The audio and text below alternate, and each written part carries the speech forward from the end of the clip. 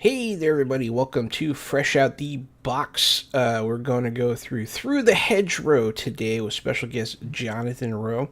Very excited to do this and play this game. I am the board game guru, game master extraordinaire, Johannanan. It's me, Casualty CDG, co-host of Fresh Out the Box, and also every other tabletop role-playing show that you've ever seen in your life or will ever see and enjoy for that matter. And I'm happy to be playing Through the Hedgerow. I actually have a little physical copy of this piece right here, and I take it to the park with me all the time and read it and look at the beautiful pictures. So I couldn't be more stoked. Yeah. And sounding very British over here, Jonathan Rowe, I'm the author of Through the Hedgerow. And I'm just thrilled to be on the show and taking you both through a game. Take my baby out for a walk. You do a really good British accent. You don't have to do it the whole stream if you don't want to, but I'll see if I can keep it up. If you catch me out, then,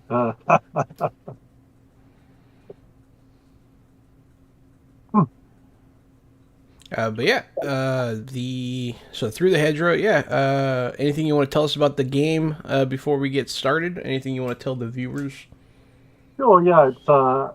It's called a rustic fantasy, so it's a game of fairy creatures or humans who've been touched by the fairy world.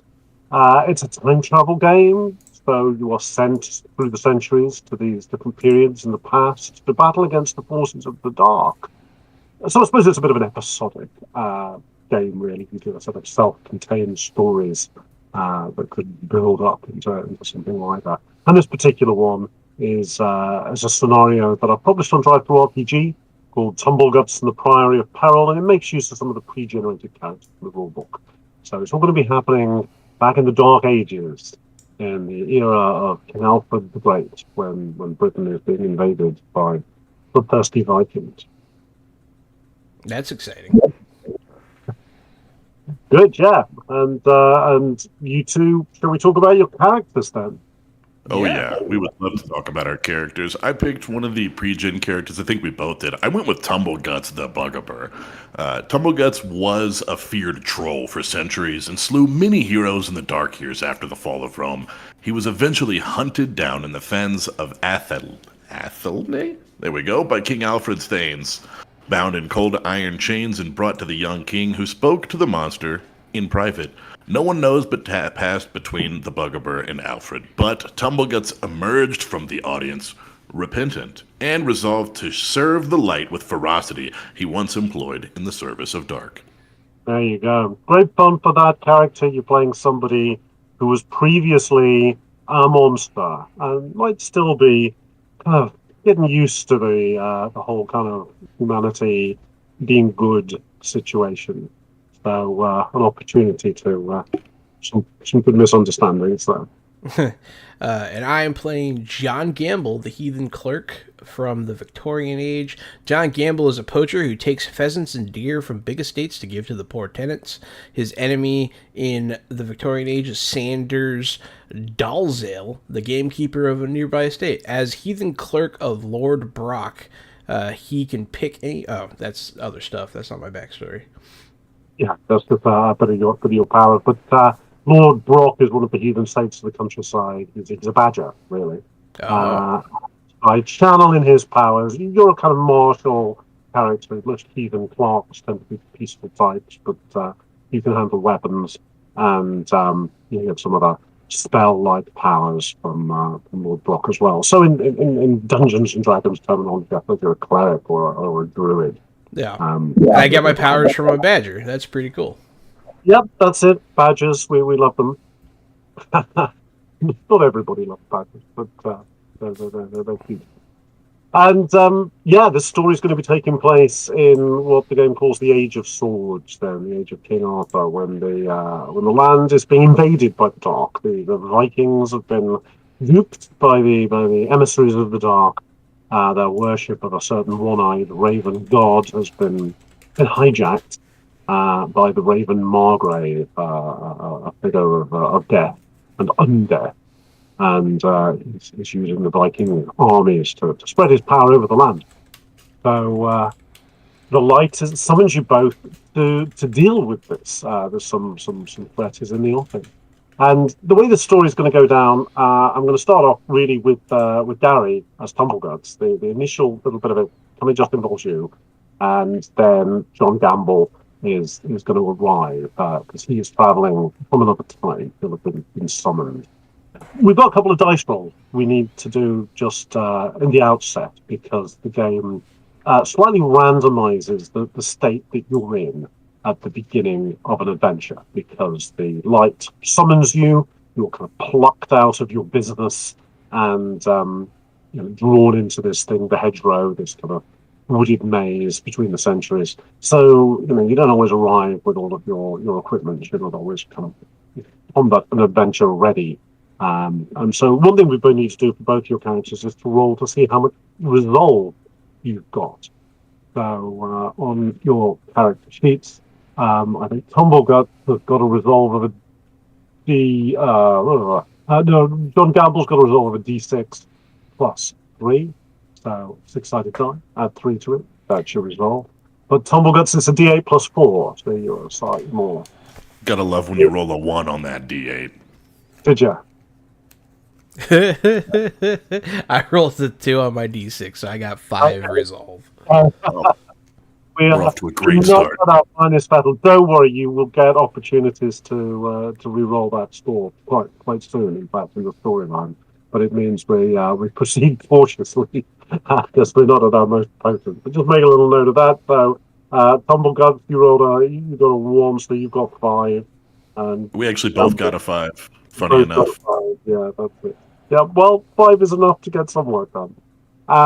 So let me start off with Tumbleguts then. But as your story begins, I've got a little bit of here's a cutscene, PlayStation 2 style cutscene.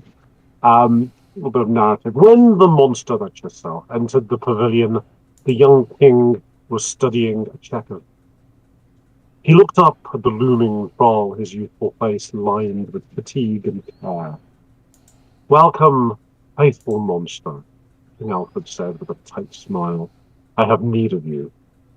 The lumbering bugbear bowed. "The Lord of Light has spoken to me in my dreams," the king went on. "The holy place is under threat. Already murder has polluted its sacred soil. The love of a weeping woman will guide you to the secret evil. Can you solve this riddle, faithful monster?" "My lord," growled Tumbleguts, "I shall." "Mark this," said the king as the monster turned to leave. "You are not to harm any holy person in this endeavor. Do you swear it?" Tumbleguts' turnip head twisted into a snarl, but he bowed, then he was gone, and the young king remained alone, considering the pieces ranged against him on the board. There you go, that's a little bit of an introductory narrative for Tumbleguts. King Alfred has summoned you. He is sending you off Carstone's Minster Monastery, where there has been a murder and some great evil is brewing.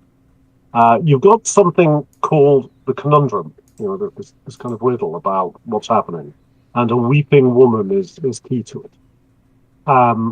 And you also have a ban, something which you are not to do. Well, I mean, you can do it, but it will make things worse, which is not to bring harm to any holy person. In a monastery, of course, that's going to include most people. So that's designed for a bit of difficulty for you. And then you're going to make your long journey. Now, meanwhile, of course, over in the Victorian age, in the 19th century, John Gamble, you're also going to receive the call of the light. For you'll be in the middle of something, and the fact that you've only got 5 resolve suggests that it comes when you already worn yourself out. I mean, I could see you sort of fleeing with a deer over your shoulder, perhaps the shotgun blasting the branches around you, and you leap a small stream and stumble through a gully, and you're just about sort of exhausted. And then when you look around, you realize you're not standing in the familiar woods anymore. Instead, you're on this mystic forest path leading through dense hedges into the past, and you've stepped into the hedgerow. And this means the light has need of you, but it's come at an awkward time, and I think that's why your resolve is a 5 at the moment. There's a couple of other things we need to find out for you, John Gamble. How much stuff have you got? You've got a little inventory on your character sheet, but you won't have all of it. So if you want to roll a 6-sided die, we'll find out what you're actually carrying when you entered the hedgerow. I got a 5. Oh, that's pretty good. So, and that makes sense if you were out on a kind of mission to steal deer for the poor. So, of the things on your inventory there, the musket, black powder and shot, knife, some wolfsbane, a toolkit, and all that, you can pick 5 of those things that you are carrying, which is almost all of them. The talisman, by the way, is something that helps you cast spells. Okay. You can be thinking about that because we're going to be 5 minutes. Gary and I just sorting out Tumbleguts' little adventure. Another thing you need to have a think about is your spells, and you can roll a d4 to see how many of those you've got active. 3. Great. Oh, good roll. This makes up for the result, doesn't it? So, of those spells, now, really, as a heathen clerk, you've got a huge range of spells you could pick from. But I've simplified it by just listing 4 spells there, and you can tick 3 of them. And there's a little explanation at the bottom of what they do, Grendel Visage, which trigger terror in people, and Whispers of Canona that gives you a better die to roll to boost your chances of challenges. Rhiannon still the key opens or closes lock. Jenny Green last round. That's people with all the hallucinations. If you want to pick 3 of those, and I'll skip over then to Tumbleguts and Gary, and you need to make a little roll for your spells. You've got all your equipment though, because this is your home age. Very cool. Yeah. For my spells, I saw that I have the Greater Grimoire, which lets me roll twice and pick the higher numbers. So I rolled 2d4, and I got a 3 also. Great. So of those 4 spells for you, Rhymer's Ragged Robe, that's a disguise spell. You've got the Glamour, as it's called, generally disguises you from more in passing. But if anybody stops and interrogates you and takes a close interest in you, then the Glamour might fail and they'll see you've got to turn it for a head. So Rhymer's Ragged Robe is a much more powerful one, but will absolutely make you appear to be nobody worth paying attention to. Bedlam Tom's Catechism is a pretty powerful curse that blinds people without reason for a long time. Sentinel of Camelot is a warding spell to things at bay, and you've also got Jenny Green's Laughter for inflicting hallucinations. And just virtually pick the one of those you don't. Yeah, that's exactly it, right? Pick the one I don't want. I think I'm not going to take Sentinel of Camelot. I think I'm going to take everything else. Yeah. Okay, good. Right. Let's move on with the story and bring you both together. So here we are, traveling through the countryside of Dark Ages Britain, and long horizons of forest stretch away, and I think a rutted road recently churned up by rains that you Tumbleguts are plodding on. You've got your big disguising monk's habit and hood, and you stride down this road, and whenever you pass farmer or shepherd or something, you can pull your big hood over your turnip head and avoid attracting attention.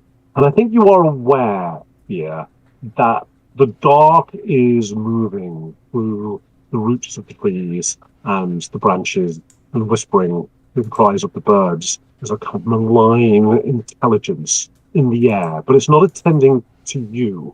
It's doing its own business. It's got its own evil plots. But if you drew attention to yourself, it might notice you, and then, well, then there would be action. So we need to find out now just how focused is the dark on you. And you've both got a doom die of a d4. And if you would both roll that doom die, then if either of you rolls a 4, then we start with a slightly bigger nemesis die than usual. That's a 2 for me and a 3 for John. That's great. So it's D0. The Raven Margrave is really not paying attention to you. Whatever his plot is, he's fixated upon it. And you're creeping into the heart of his kingdom here. I told you that there've been mud and rains turned up the roads, and they flooded the rivers as well. Coming to a river that needs crossing, but it's pretty much a raging flood at the moment. And Tumbleguts, if you look across the turning waters, there's a little islet in the middle of the flood with a tree stump growing in it. And there's an old man clinging to this tree. He's obviously trying to make it across the flood and has only gotten halfway and then exhausted, has kind of half collapsed. He's managed to cling onto this tree. He's in danger of being hugged away by the current. He certainly doesn't seem to have the strength either to retreat back or to press on alone.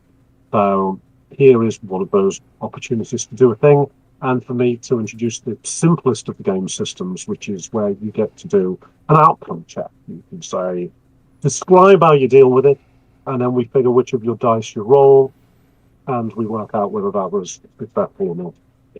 I might point out you've also got a talent, haven't you, called Prodigious Strength. And that is something that means that you wouldn't even have to roll at all. You can just do some amazing strength feat, but it does force you to burn your might die, making your might die one size smaller.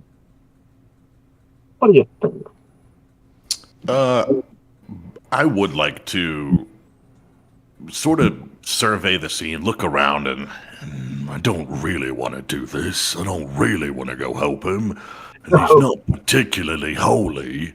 No, he doesn't look like a holy man at all. He looks like an old peasant, and it's a bit surprising to see such a fellow on the roads at all in the season. But he is in extreme peril. And What he looks like is an idiot. I will wade across the water and go out to help this guy. right. He's clearly in over his head. Yeah, you can step into the torrent, and of course it batters away at you, but you're massive and strong, and you can resist it. You've got the resilience of a tree yourself, and you can stride through the water and grasp him and sort of drag him the rest of the way.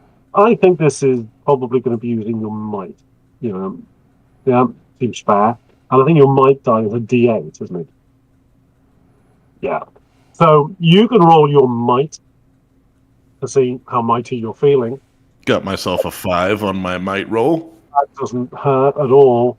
And I will roll a d6 for this, and I get a 5 as well. So you've met the peril. I've been 5 peril. You roll a 5. You've done it. And you scoop this terrified old man up, put him on your shoulder, and launch yourself across the river. And now you're on the other side, and you can drop him. Lucky for you, I was already headed this way. If I didn't need to cross this river, I'd let you drown.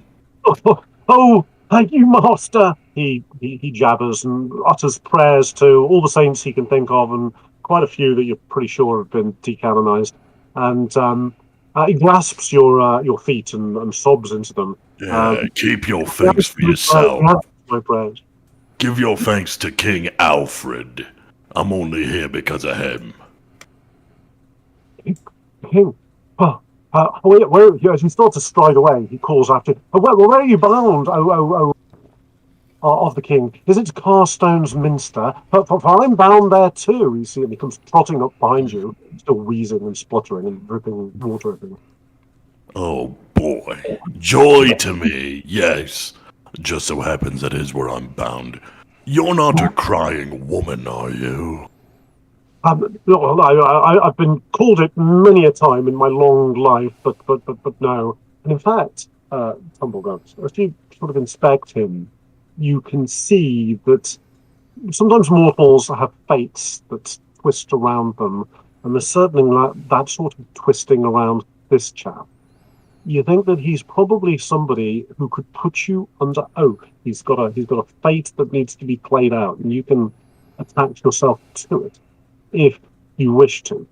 Now, the Bryanites, like yourselves, entering into an oath with a mortal obviously gives you something you've got to do for them.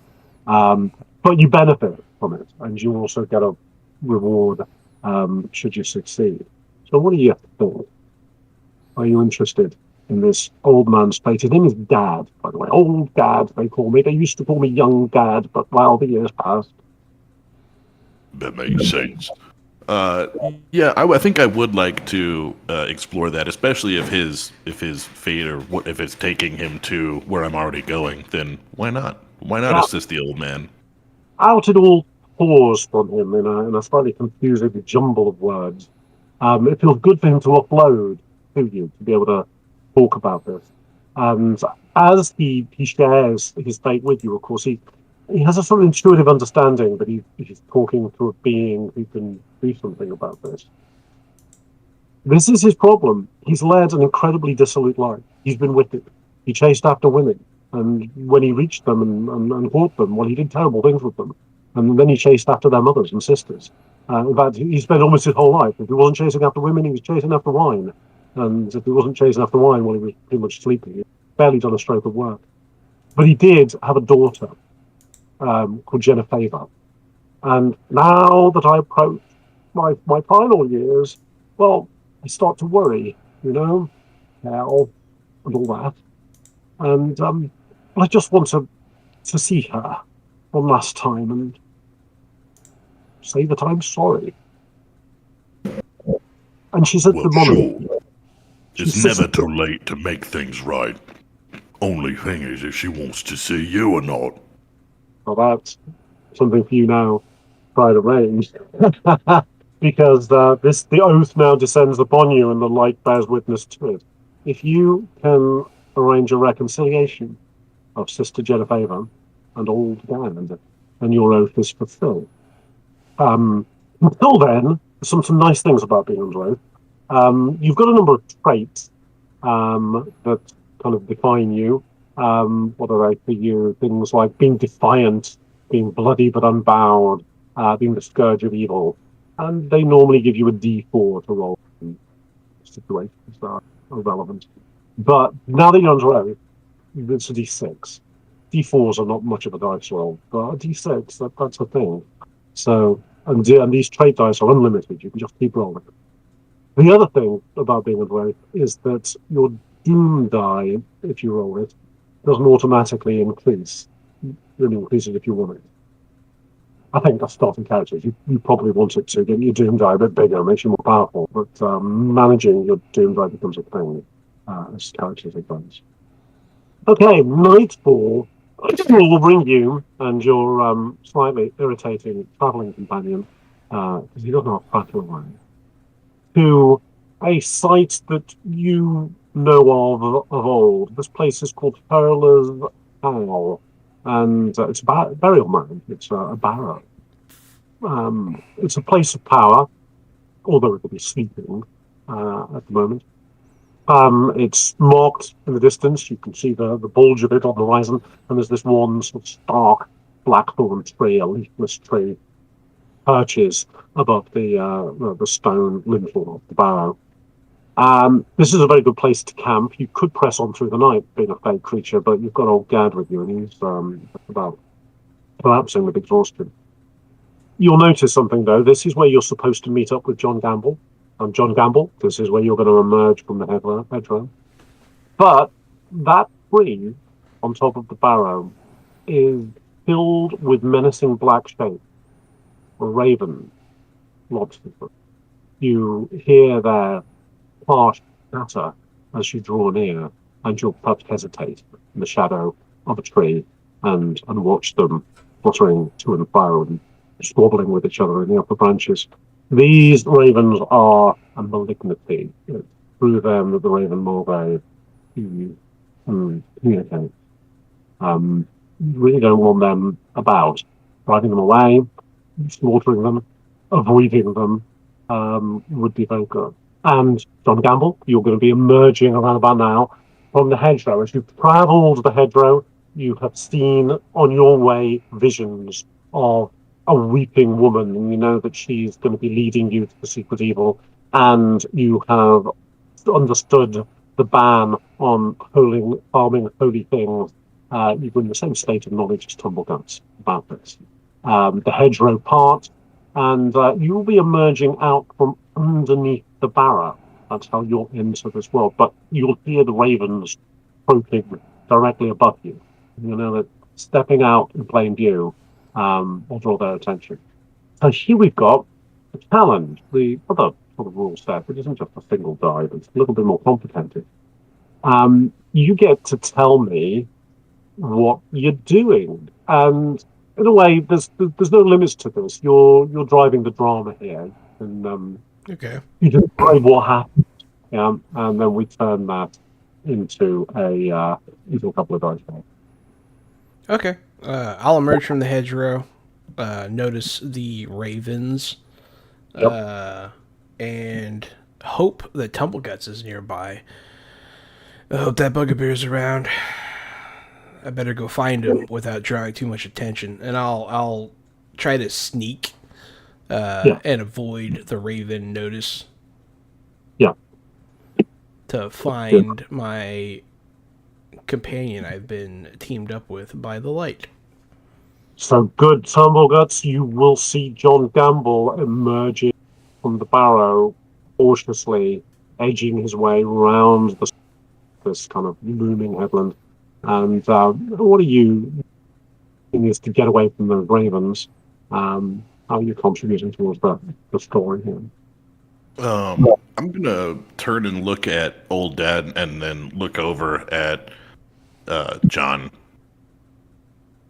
I don't know what he's sneaking around about. He must see something over there we don't see. He looks funny. He looks real funny if you just watch him from here sneaking around. All right. So Are you going we're gonna to go try to go the long way around if we can. If there's a much longer path we can take, I'm not gonna try sneaking through this. I'm not the sneakiest of monsters. Great. Okay, in that case, for the first level, the first little kind of beat, if you like, of this drama, I roll the peril, and that's bad luck for you. The peril is 4, right? So you both of you standing to lose 4 resolve, but you get to roll stoke dice so that you don't have to. Now, it seemed to me that both of you were doing something involving kind of stealth and sneakiness, so your wits would be a dice to roll. Tumbleguts, you were talking about making your way through the trees, and I think that that's worth a d6. So you can roll your wits die and a d6. Yeah. For any other dice you want, you can roll your doom die. You can always roll just a 3d if you like for any situation. Caught myself a 4 on that one, and I'm feeling good about it. Yeah, well, you take the best result you get, so and a 4 is enough to soak all of that power. So you're not losing any result. John Gamble, what dice are you putting together? What little collection from this?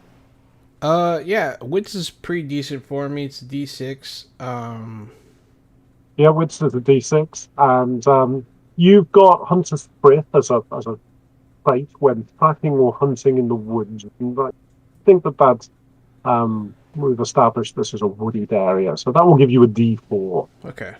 So you can get a d6 and a d4 together. And see what you get. My total is going to be 2. Right, yeah, you just pick the highest number. Okay. Well, then it's a 1. It's a 1. So you're going to lose 3 resolve. Wow. You drop down to 2. And because you lost resolve, a hazard kicks in. And the hazard for this malignity is called the alarm. These ravens start squawking and shrieking, and their cawing takes on the tone of a warning bell chiming, and you instantly around you feel the attention of the dark riveting itself to this spot, and the nemesis die goes up to a d4. It can't see you. The raven Margrave is kind of scanning the land, knows its ravens are calling to it, but it hasn't fixed on you yet. Now, here's the thing, that's the first level of threat. We've got to go through a second level as well. Okay. And I'll talk about that. So you're going to continue the story a little bit more about how you get away or thwart these ravens, or even chase them off, get away yourself. 2 peril is all we've got to worry about in this final thing, but it's also generated a notch. Now, a notch is something that just makes your final successful outcome a little bit less good. Okay. If you want to generate edges to make your final outcome a little bit even better, then you can do that in a number of ways. You can shrink your largest die. Instead of rolling a 6-sided die, you roll a 4-sided die instead, and that generates an edge. So, how does the story go now? But both of you, your wits dice have been exhausted because you've used them, so you can't use them again. You've got to move the story on into. So you've got to say, well, I keep on thinking. Take the story somewhere else. I'm the one that messed up. I'm gonna freeze, and then I'm gonna look around and try to find a way, a difficult traversal in order to circumvent the ravens. So I'm gonna rely on my athletic nature and my might. Okay, so basically, kind of hurling yourself down the rocky slope on the side of this barrow, and getting some distance between you and that tree.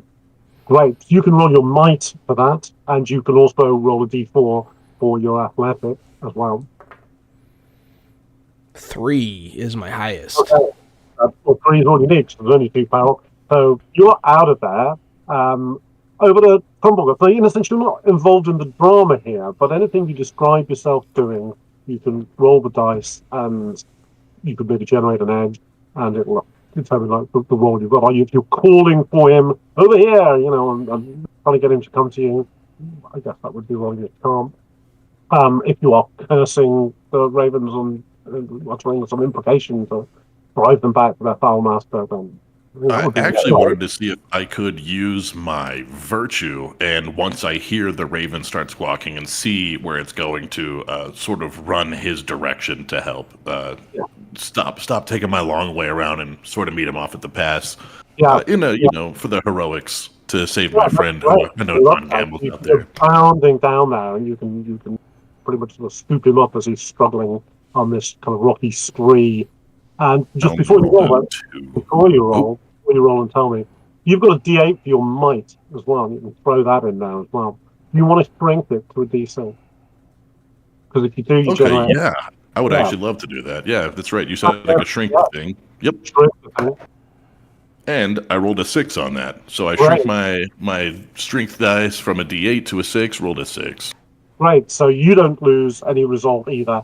And this challenge has come to an end. The two of you will flee into the So I come bashing, instead of doing it a way that's more heroic, I come bashing through these trees to help you, just knocking over smaller trees along the way. Then me and old Dad pop out. So the challenge comes to an end, and we basically decide amongst us, what's the narrative like? I think it's pretty straightforward, isn't it? You've gotten back into the shelter of the woods, you wait under the trees, the ravens swirl around overhead, cawing and shrieking at each other, but gradually as they start spreading out over the landscape, looking further and further away, you realise that they haven't spotted you. And we've ended up there with, you normally get a modest win. A knock makes it worse, an edge makes it better, that balances out. We've got a modest success. So the Raven Margrave is alerted to your presence. Those ravens will return to the tree, but not yet. We really need to find somewhere to camp. Okay. Do we think back to the Barrow Mound? It is a place of power, but the ravens will return at some point. Or deeper into the woods. Well, it's good to see you, Temple Guts. John Gamble, you look like you haven't aged a day. I don't know if that's true or not.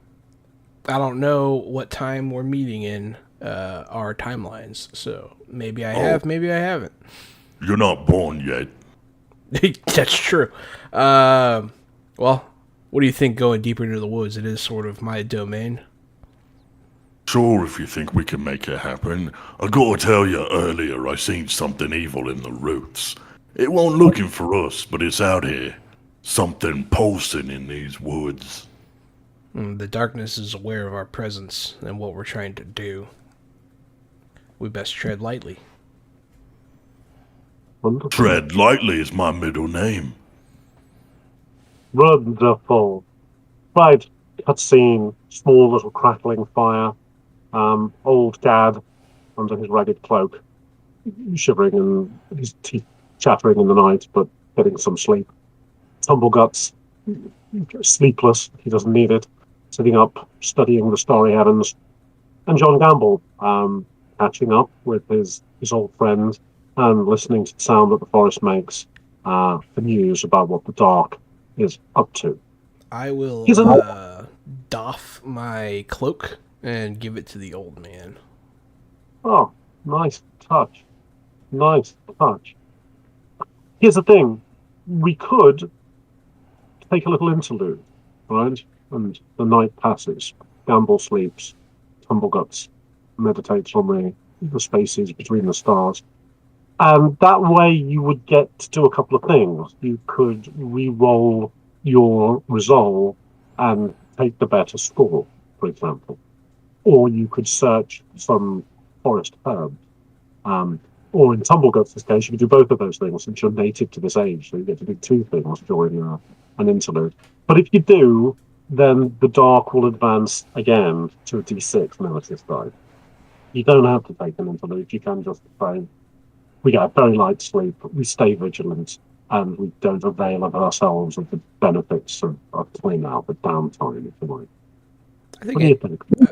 I think an interlude's a good idea. If nothing else, to see the mechanic in action. But also, I could use some grounding because I appeared in this age sort of a mess.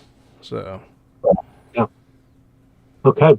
So I've just increased the nemesis die, and that means when morning comes, you will feel that intensifying of the dark's plans. Its plots are clearly in motion, and it's growing stronger, but it's still not present here. You've got your option for chores that you've been performing during the interlude. And here they are. You could re-roll leisure because you could re-roll your resolve and take the new score if it's high. That's never a bad idea, is it? You could forage for herbs. And if you are crafty, even if you are crafty, looking at your character sheet, arcane and martial for one of you, and yes, John Gamble, you're crafty. If you wanted to forage for herbs, you could pick a particular herb that you are wanting to find and find it. Now, herbs have got all sorts of useful little powers, but they also don't help casting spells. They're really, really good for that. So, foraging for a herb is a nice idea. You could do research, in which case you might learn something more about the Dark's plans, or even come upon a piece of elder lore, as it's called, poetry and riddles that you can use to help you. Those would seem to be the main option. And Tumbleguts, you could do two of those. John Gamble, you do one of those things. What do you think? Is there a way to regain resolve during this time? I meant to say, you can take a breather at any time, and you gain 1 point of resolve back. And you get all of your dice that you've exhausted reactivate. So that's pretty easy. So normally at the end of any given challenge, you get 1 point of resolve back. Cool. You get all of your resolve back if you take a big rest like that. Just all of them, and all of your dice. Yeah. And that's Just out of curiosity, is there a way to re-roll the resolve since I rolled a 1 on the D8 during this rest, or do I just get back the 5? Yeah. So one of these activities that you could do during the interlude would be re-roll your resolve and take the highest. That's what I want to do. I think that's a great idea. Don't roll the 1 again. That is a 6 this time, which makes my resolve now a 10, which is way better than a 5. much better. It's considerably more impressive, yeah. And you can take another interlude activity as well, because this is your home age. John Gamble, what do you think? Searching for herbs? Yeah, I'm gonna gather mugwort. Mugwort, because it links to one of your spells, does it? Yes, it's my petty spell, Grendel's Visage. Yeah. And the mugwort works well for that. Excellent. There it is. Yeah. Mugwort, burned and the smoke thereof. So, I would just point out that Grendel's Visage is a super easy spell to cast. even without mugwort. You might figure taking maybe Campion for Green Teeth's Laughter, I could do which is Campion. that's just a slightly more difficult spell, and therefore slightly more tempting to get something that would boost it. Just sharing my knowledge about the system where petty spells are so easy to cast. You Okay, don't need cool. help. Oh, I see. Okay, yeah, that makes sense. Yeah, I'll gather Campion so I can Campion. do Jenny Greenteeth's Laughter. Yeah, you don't need the herb to do the spell, but the spell is so much easier to do if you've got the precise one. Okay. Campion's got a couple of other uses as well. Trying to find it on my list. There it is. Yeah, it's also good to help you with acting. So if you don't use it for the spell, you can destroy it to get a bonus with anything where you're acting a role or playing a part. That's the particular virtue of Champions, help with acting. So it can be done with a spell, or it can be done to boost another activity. And back to Tumbleguts again, you get to do a second sleeping activity, a second interlude activity. You've re-rolled your resolve. What else do you fancy? Mystical Enlightenment, searching for herbs. I'm thinking I'll also search for herbs. Jahan, do you have a spell that uses Campion? Yeah. I do too. So I also want to go grab some Campion.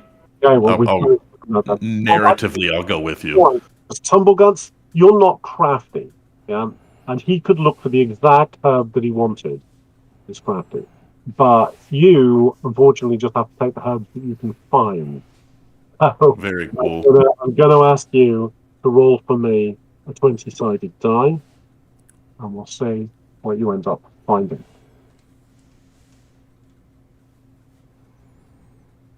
What have you got? I rolled an 18. 18, right. You found Lady's Mantle.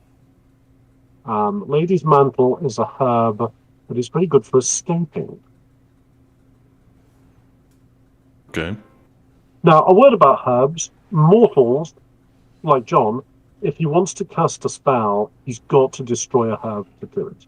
He needs something to connect him to the world of glamour and magic, because humans are not innately magical. You, Tumbleguts, don't need a herb to cast. You draw the magic from inside yourself. You can use the herb to cast the spell, and it might give you a boost, but it's not essential. So herbs are always particularly useful for mortals. For fays like Tumbleguts, they're useful but not essential. Morning has come. A short journey down into the valley and up into the moors on the other side of the valley. You've got the minster or monastery of Carstones. Let me tell you about this place, because you're going to be there by lunchtime. It was a Roman fort once, and the walls still stand proudly around it, a box-shaped structure covering a very wide area inside. The mortals of this period, like old Dad, stare at these walls with kind of awestruck wonder. Who could possibly have erected such massive edifices? Obviously, Tumbleguts, you remember the Romans. They were crunchy. And John Campbell, of course, these walls in your time, worn away by the centuries to almost nothing. So you've got a sort of wonder to see them, cracked and worsted by the elements, but still standing proudly. Wow. The fortress itself has been converted into the monastery. Most of the buildings inside are just walls now, but some of them have been roofed with thatch, the old Roman tiling having long gone, and others are left as kind of open-air gardens. The monks and nuns here allow sheep and chickens to roam about the site inside. There's a pair of huge doors greet travelers on the moors. These are vast valves that are now very clearly kind of warped and rusted and could not be opened with ordinary strength. So, Tumbleguts, you could do it. But ordinary humans they use the little postern gate to the side, and so almost all the traffic in and out of the monastery goes through this smaller gate, which is where you three, you two, and old Dad will be entering as well. So that's what I want you to be imagining for this monastery. It's a big square structure, stoutly defended with these walls, but inside it's a ruin that has been repurposed.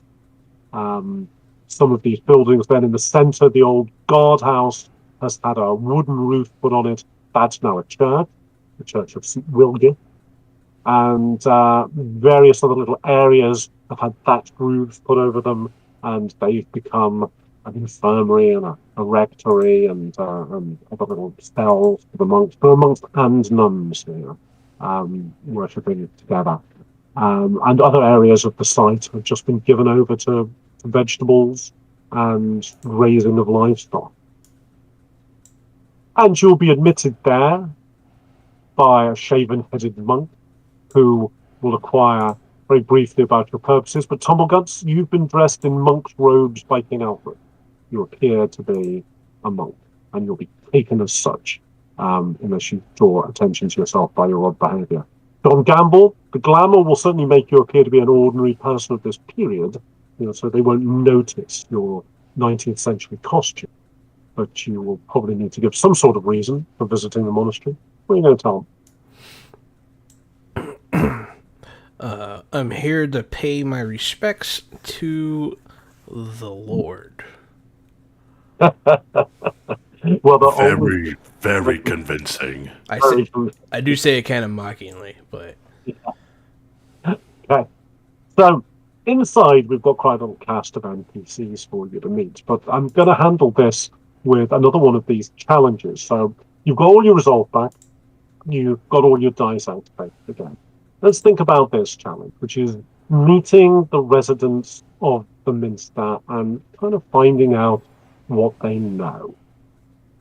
Just like with the Ravens, there are going to be two levels for this little drama, so two sets of dice rolls, and there's going to be one knot, so you might want to be thinking about generating some edges.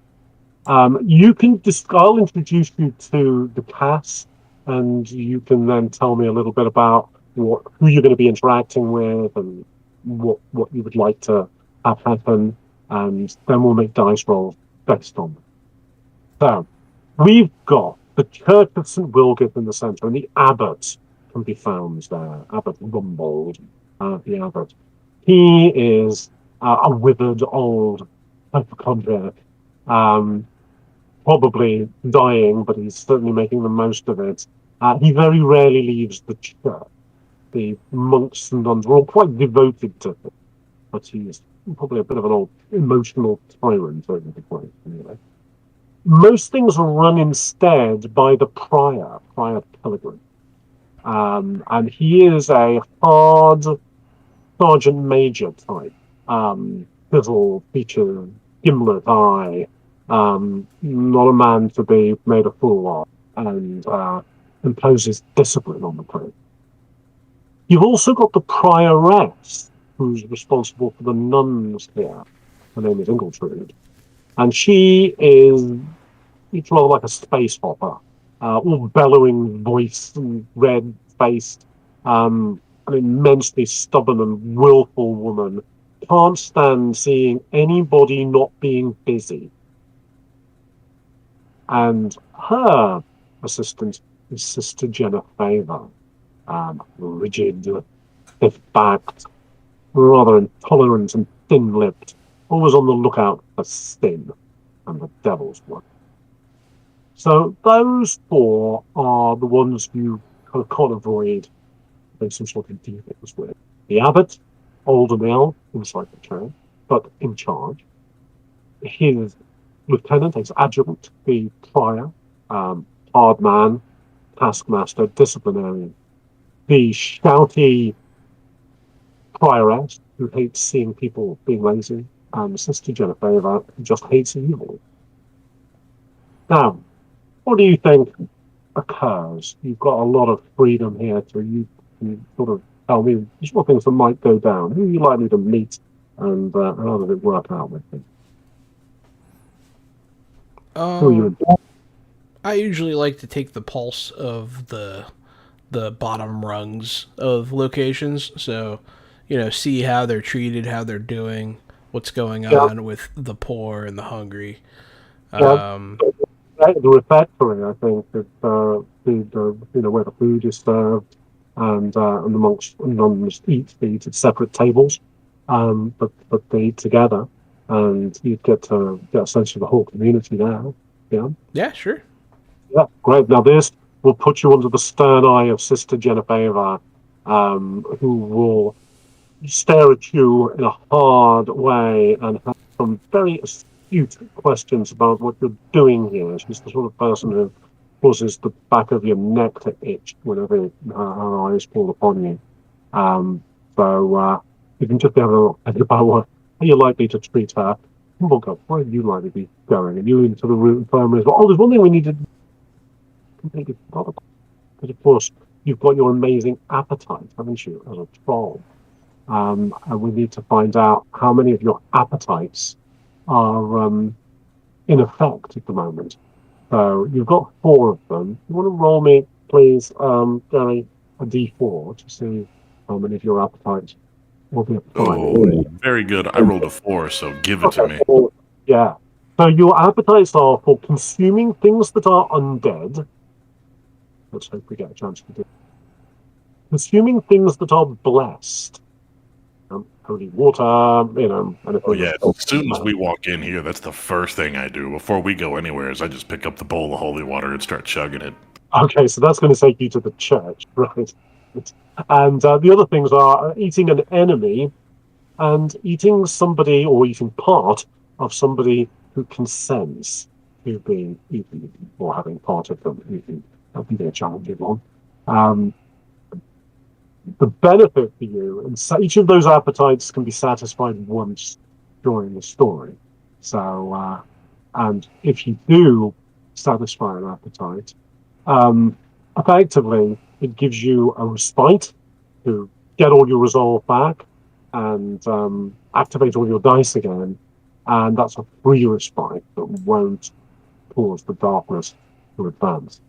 So you still, I don't know whether you want to satisfy that appetite straight away. You don't particularly need a respite at the moment, but certainly getting hold of some holy would be a great idea. I mean, you could chug it when you need it. Something to mark in my head. Now we know. Now I know where to go for blessed food. That's it.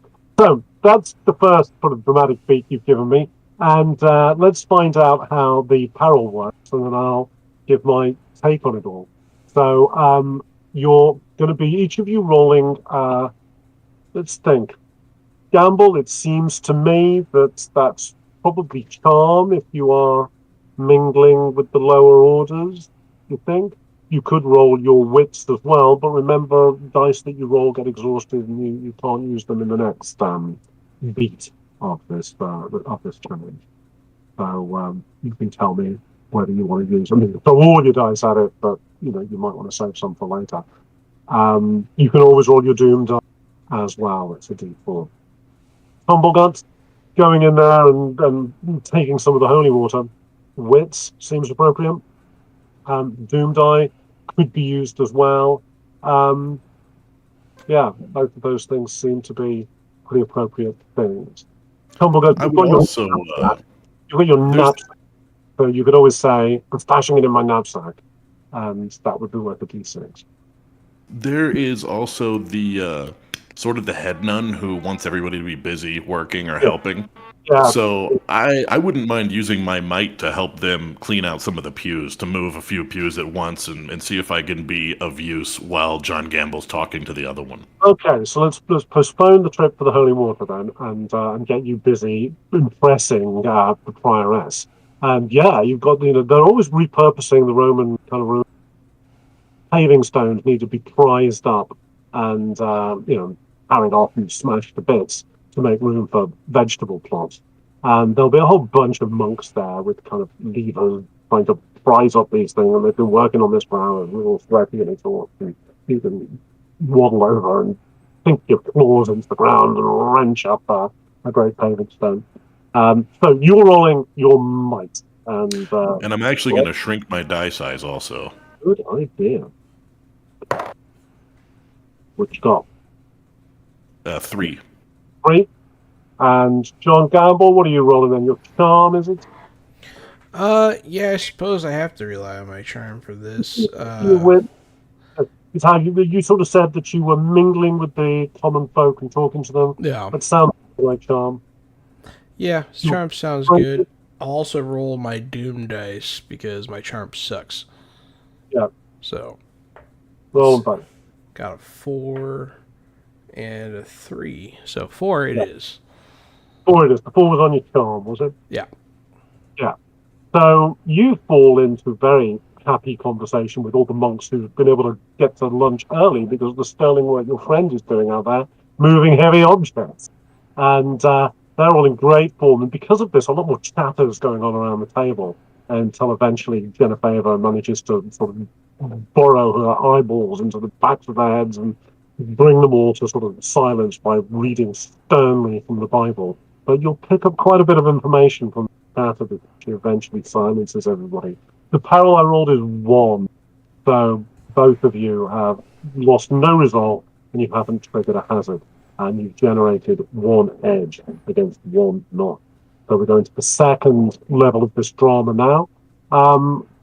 You picked up, I can tell you all the information at the end, but you've chatted to the monks from the refectory. Humblegut, I think, is heading to the church in search of blessed things. And John, what do you think? The monks are heading back out to their afternoon labours. Some of them are going to their cells for prayer. So they're all kind of disappearing into this. It's a bit of a wonderland. These broken walls and passageways that open out into kind of cloistered clearings, all of which are surrounded by ruined architecture with new kind of life growing up from the ground where the vegetable plants have been planted. Okay. Or into the refectory to visit the kind of people in charge. What do you think? I think rubbing elbows with the labor people would be a better idea. So I'm going to go out and help them work like Tumbleguts was doing so I can use my might. Right. And I will also shrink my dice size. So what you got? 3. Right. Very good. Tumbleguts, how are you planning to get that With my charm, I'm going to try to talk my way into where they're blessing the bread and blessing the wine. Oh, what a serious blasphemy here! Not just holy water. Oh yeah, the holy water's not good enough. I can have a feast while I'm here. You're going to drink the sacrament? I might eat every bit of it. Okay then. So and Jesus consented to us eating the sacrament, so I could check off my my needing someone to consent of me eating their flesh also. So withered old Abbot Rumsfeld is blessing the wine and wafers ahead of Mass this evening. He will take great pride in showing you around the inside of the monastery. It is very well bedecked with gold here. Although the monks live very simple lives, the abbot has clearly received a lot of donations, and he has used them to beautify the inside of this church. You might have your own feelings about the appropriateness of that. But he's particularly proud of the relic bones of St. Wilgit.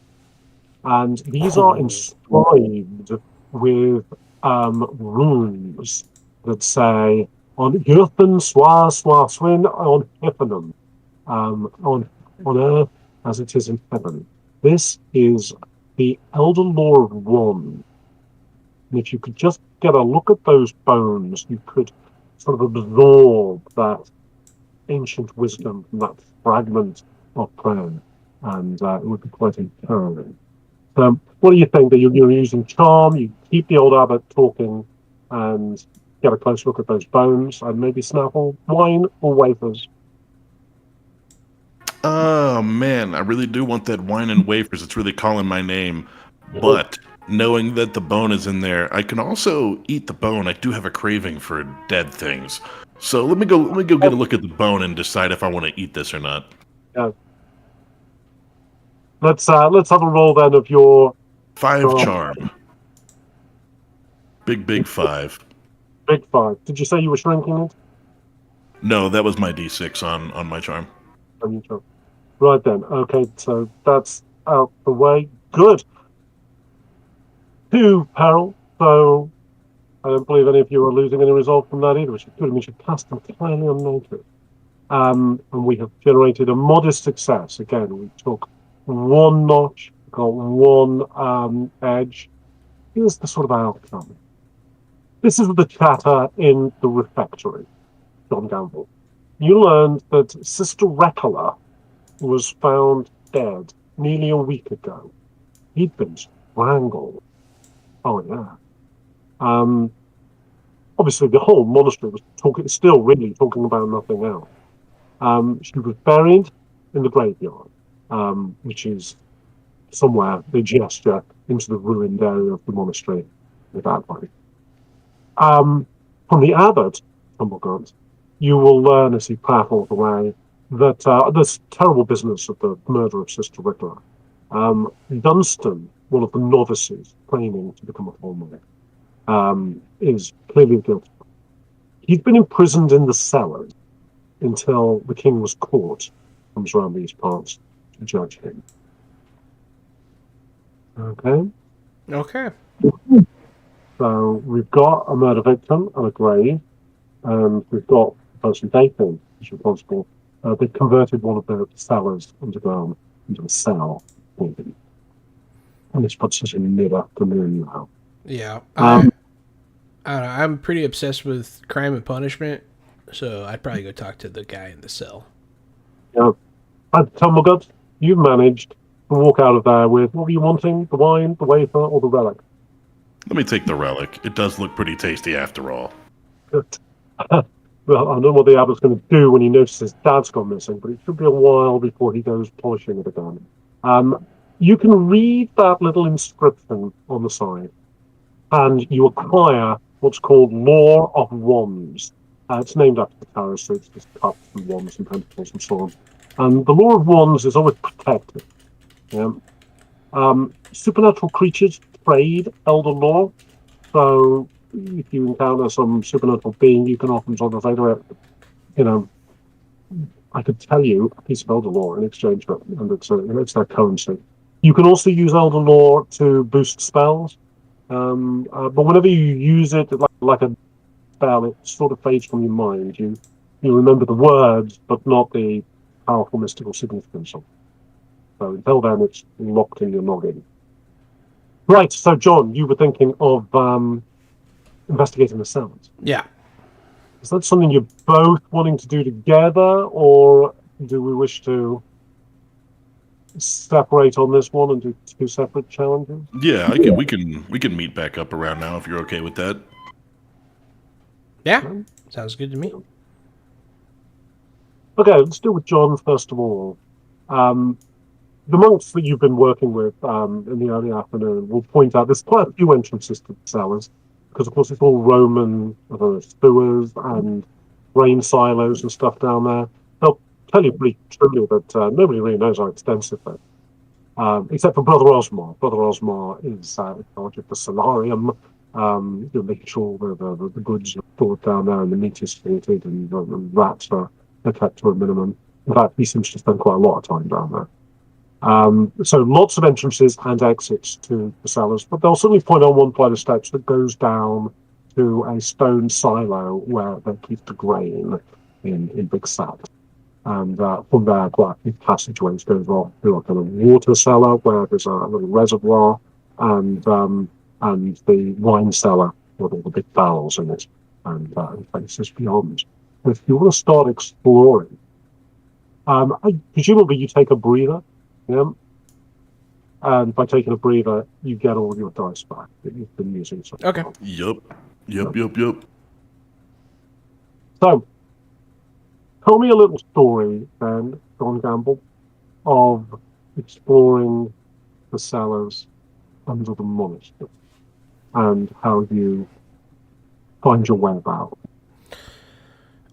Yeah, I'll go through looking, following the paths of life as I do in the forest. I'll see how a typical person would traverse these tunnels, seeing, the wear of the stone, the common places that people use, and then I'll seek out the less common, less worn stones that probably lead to the jail cells. Nice. Okay. I think that sounds like your wit that you're using for a D6. And you've got the trait of hunter spirit, tracking and hunting in the woods, but you made a very nice kind of argument for how you're using this game's same skill set. So I think you could roll that too. Excellent. And with the D6 and a D4, and I will sort of power. You'll go them together. I'm gonna knock my wits down to a 4 to try to generate an edge. Yeah. All right, that's a 1 and a 3 on my better dice. Okay. What Harold is at the moment is 3 as well, so you're not going to lose any resolve. You have found your way away, as you were describing, away from the well-travelled areas, and everything is kept ship-shape and lovely down here. There are big stout barrels holding the wine and a rather nice water silo full of dripping kind of twins of water, and then you pass through a kind of a cold cellar with salted meat hanging up. And then, as you described, a tight little corner and a few steps going down into a much gloomier area. No shaft of sunlight coming down to this area. There'll be a candle held onto the wall by a bodge of wax, and that'll let you travel a little bit further on. And yeah, down here, you're into the old Roman architecture. This would be where they would imprison somebody, but it's getting very dark. How can you handle that? Very dark. I suppose I could. I don't have any light production of any kind, really. I think you've got a flint and A flint and steel. yeah, that'll spark something, won't it? I could spark a torch up. Is there any torches around on the walls, maybe? Okay, then let's say that there can be.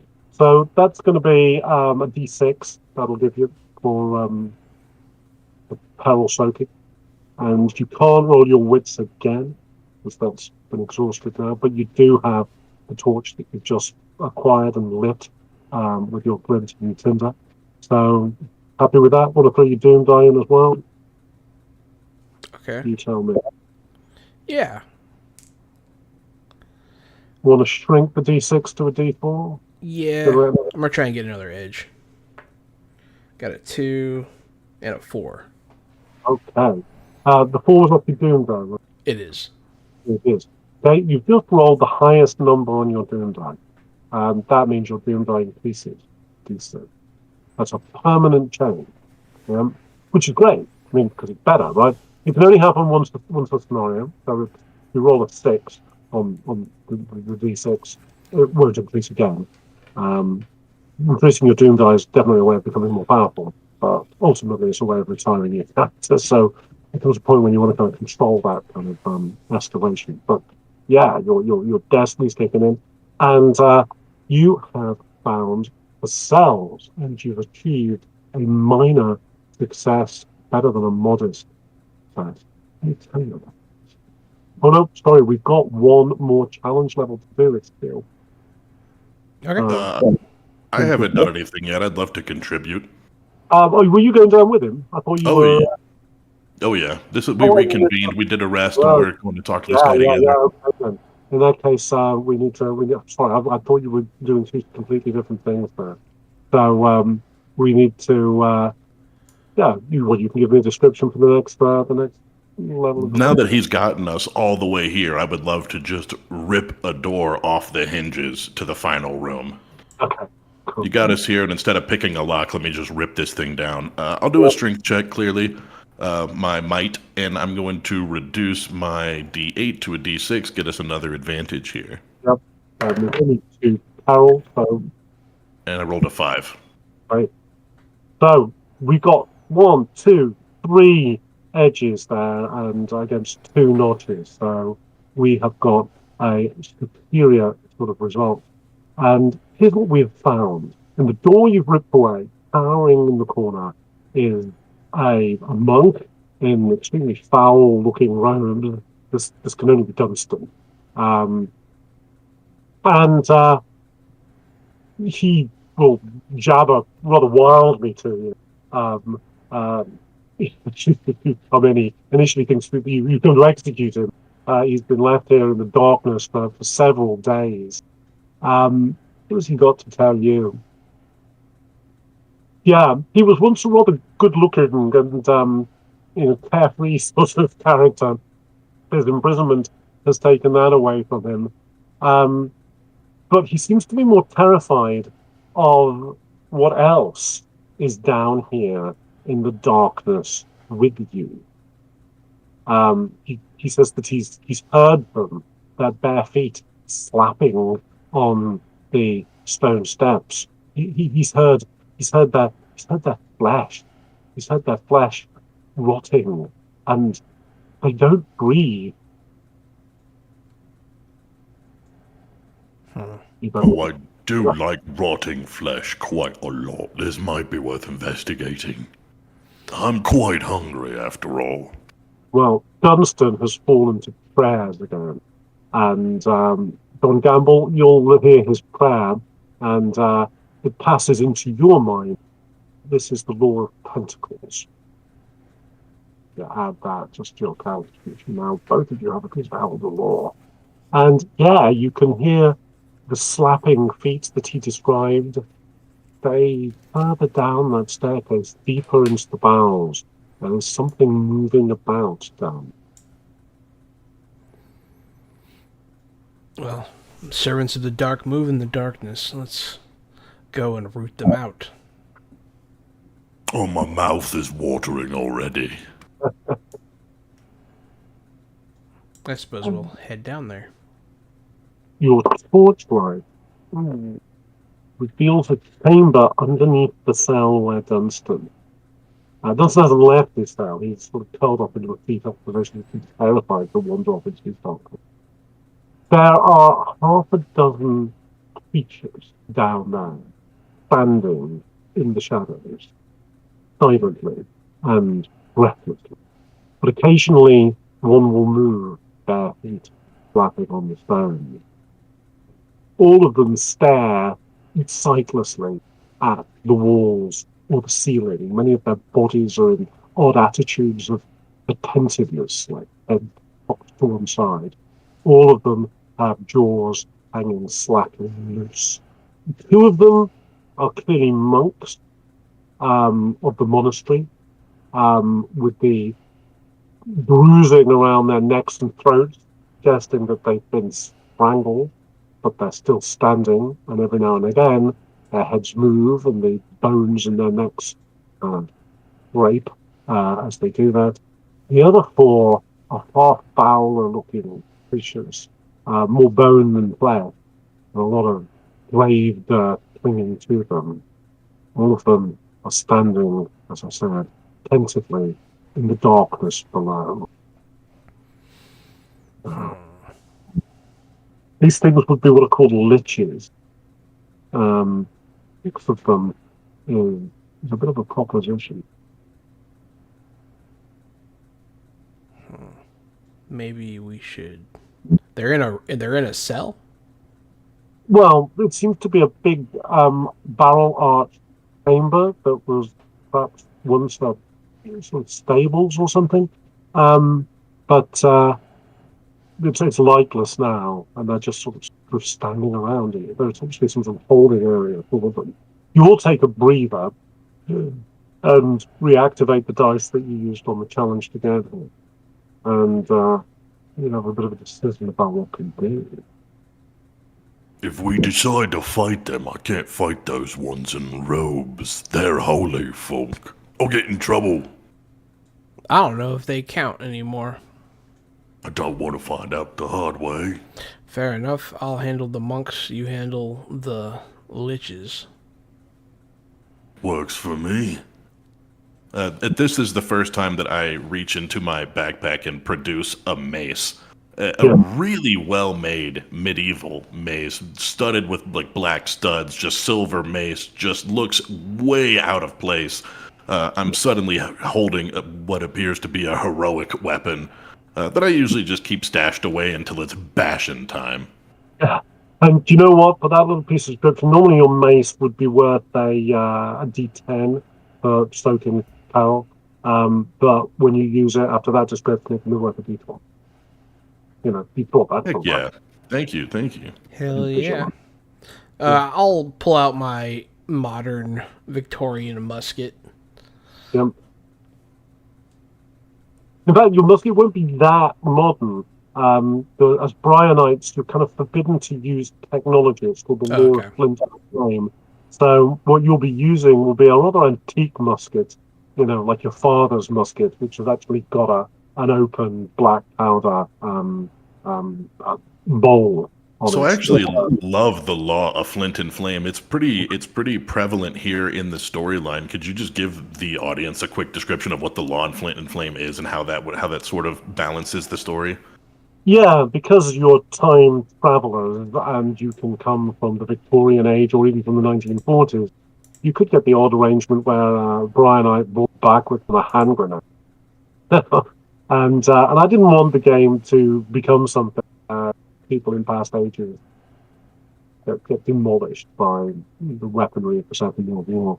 So the light ban is for its agents yourselves not to violate the law of Flint and Flame or the law of innocence, which is to say, don't kill or harm ordinary humans, and don't use technology that goes beyond sort of open combustion. So lamps that burn oil is fine, but modern chemical or electric torches is not. And a musket that works with black powder, like a flintlock, is fine because the reaction, the science of it happens openly and visibly. But even a 19th century rifle or handgun would not be. So you use those things, and essentially the dark knows. When I read it in the book, it almost also sounded like a sort of magic veil that, if you have your modern rifle on you, as you made that tumble through, Yeah. and you recognize you're not home anymore, you'd recognize your rifle was more of a classic rifle. So you'd almost get a hint of when you were, not necessarily where you were, but you would know that you were back in. Will make John Gamble's musket appear to be some sort of archetype. It's what everybody will see it as. But Gamble, it's your father's musket. Yeah. Well then, we should. This is a little challenging. Now I know something that's going to happen here, so I'm going to make this a fairly straightforward challenge, which there's only going to be a single threat level to it. Yeah. The liches have got quite a high peril. I'm going to be rolling a D10 for them. That's because there's so many. That's pretty nasty. But there's only going to be a single round, if you like, a single narrative beat to this, and then something's going to occur that kind of interrupts any further shenanigans. So if you want to describe what you're doing, then we'll work out your soap dice, and then we'll see whether any of you lose any. I definitely want to go. It's clobbering time. I'm definitely running in and bashing the 4 that we talked about. In fact, I'll when I bash the 4, I'll try to get them as a group. I'll try to make this a 4-on-1 to the best of my ability. A great big swinging haymaker, yeah. A lot of them. Making noise as I go, just drawing attention and being the biggest thing, the loudest thing in the room. Surprise round, and here I come screaming. Yeah. So you're rolling a D10 for your big mace. You can throw your might at it as well. I mean, and that was what I was going to ask as far as that goes. Can I reduce the size of the die, of both die? Can I reduce them both by one? Only one of them and only your biggest. Only one of them? Only one of them. So instead of rolling a D10 and a D8, you can... I'll roll a D8 and the D... I'll just keep them both the same size. I'll keep them both full size. Let's just win this combat. Yep. Let me do what I'm supposed to do. Yep. I've rolled a 9 as my high die. There you go. That's going to be pretty impressive. So as you go clobbering time into the liches, sending them spinning away like bowling pins, and Gamble, give me the picture. Yeah, Of, I'm a hunter, not a warrior. So I'm sitting there. I'm worried about my first shot. I'm hoping to take something out immediately to better our odds. So I'm sitting there waiting, picking my shot, and then as soon as he charges in, I'll shoot one of the monks down. great, your musket gives you a D10. No problem with that. And you have got your Doom die, of course, which I know is it, so you could throw that at it as well. And that seems to be. The Doom die can't go up anymore right Oh, now, right? no, Cool. I'll do it then. Also a 9. very good. No way. Hell yeah. So there's the roaring of the troll, there's the boom of the musket going off, and everything down in this cellar becomes smoke and flash and confusion, and the kind of groans of the liches. And the liches themselves, I think you've been given an instruction here, and they flee from you. They're not supposed to reveal themselves yet. They slither like fish on the fishmonger's slab, and they're rubbery. They seem to be able to kind of pass through cracks and dark crevices in the floor and tunnels beyond. The bugbear, you can chase them howling into the main tunnel, but they can melt away into the structure. Gamble, you've shot one of them very clearly. Those two monks. One of them is downed and it doesn't get up, but the other one barges past you and runs howling up the steps you just came down. So, nice finish. They've escaped because they were instructed to not be caught. But one of them been downed, and that's the one that clearly was a monk. Whatever unlife was coursing through it is ebbing away now. Of course, Tumbleguts, this is undead, and therefore it fits your category of edible food. Or do you wish the body to be? Do you want to be able to present it? Does the troll eat it? The monk's body? I'm not going to eat the monk's body. I would have eaten one of the other ones. Yeah, but they slithered away as I was bashing through them. So, no, I'll leave this monk here for now. I think he should probably be investigated. And I'm not the investigating type. I bet the hunter wants to check out his kill. Yeah, I can look at him. Well, certainly he's one of the monks of the monastery. Surely strangled, as I mentioned. You think maybe he's been dead 3 days, maybe 4. So recently transformed into this creature. Did he have the grave dirt on him, or was that the other things? The other things at the grave pit. No, he does not. Neither did his friend who ran past him. Well, Tumbleguts, I noticed that those other creatures had grave soil on them. There's a cemetery not far from here where a murder victim was buried, also strangled, interestingly enough. Somebody is conspiring with the darkness in this place. Interesting. Do you think that when we catch up with them later, I can eat those liches? They smell delicious.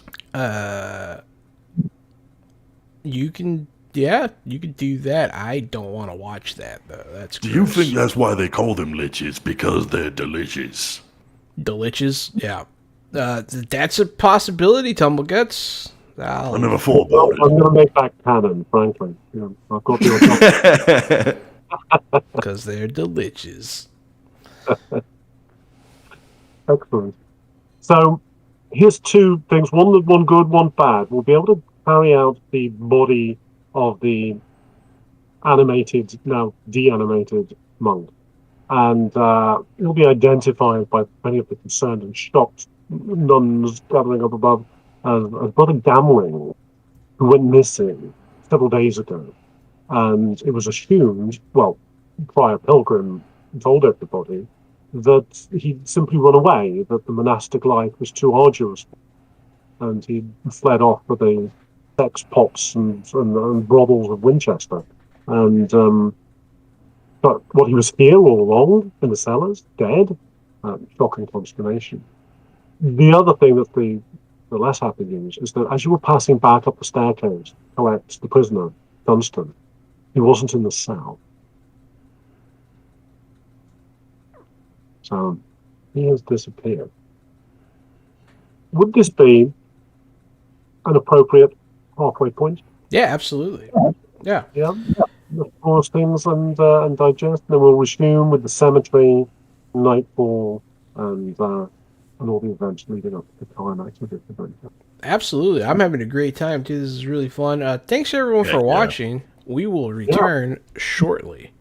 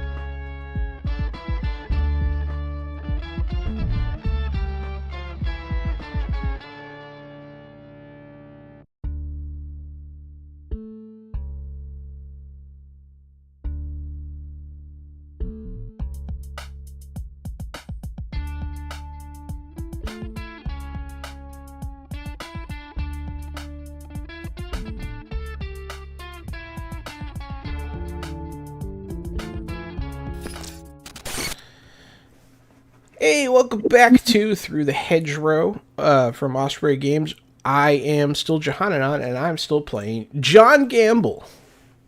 It's me, Casualty CDG, reprising my role as Tumbleguts. Hello, I'm Jonathan. I'm the game designer running the scenario, which is the Tumbleguts and the Priory of Peril. It's really a solo story for Tumbleguts that's available to Drive for RPG, but I've adapted it a little bit for two characters, both written but pre-generated characters from the rulebook, and we're having a great time so far. What have we done? We've gone to a Dark Ages monastery where mysterious murders have been happening.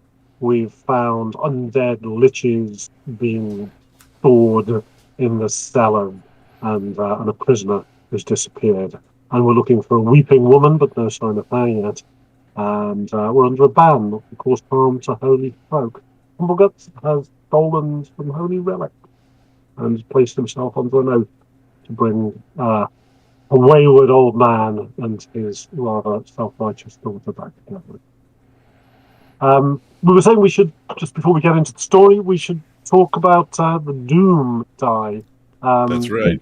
Yeah, John, your character has increased his Doom die. It was a D4, now it's a D6. Yep. This is a die you can kind of roll for anything.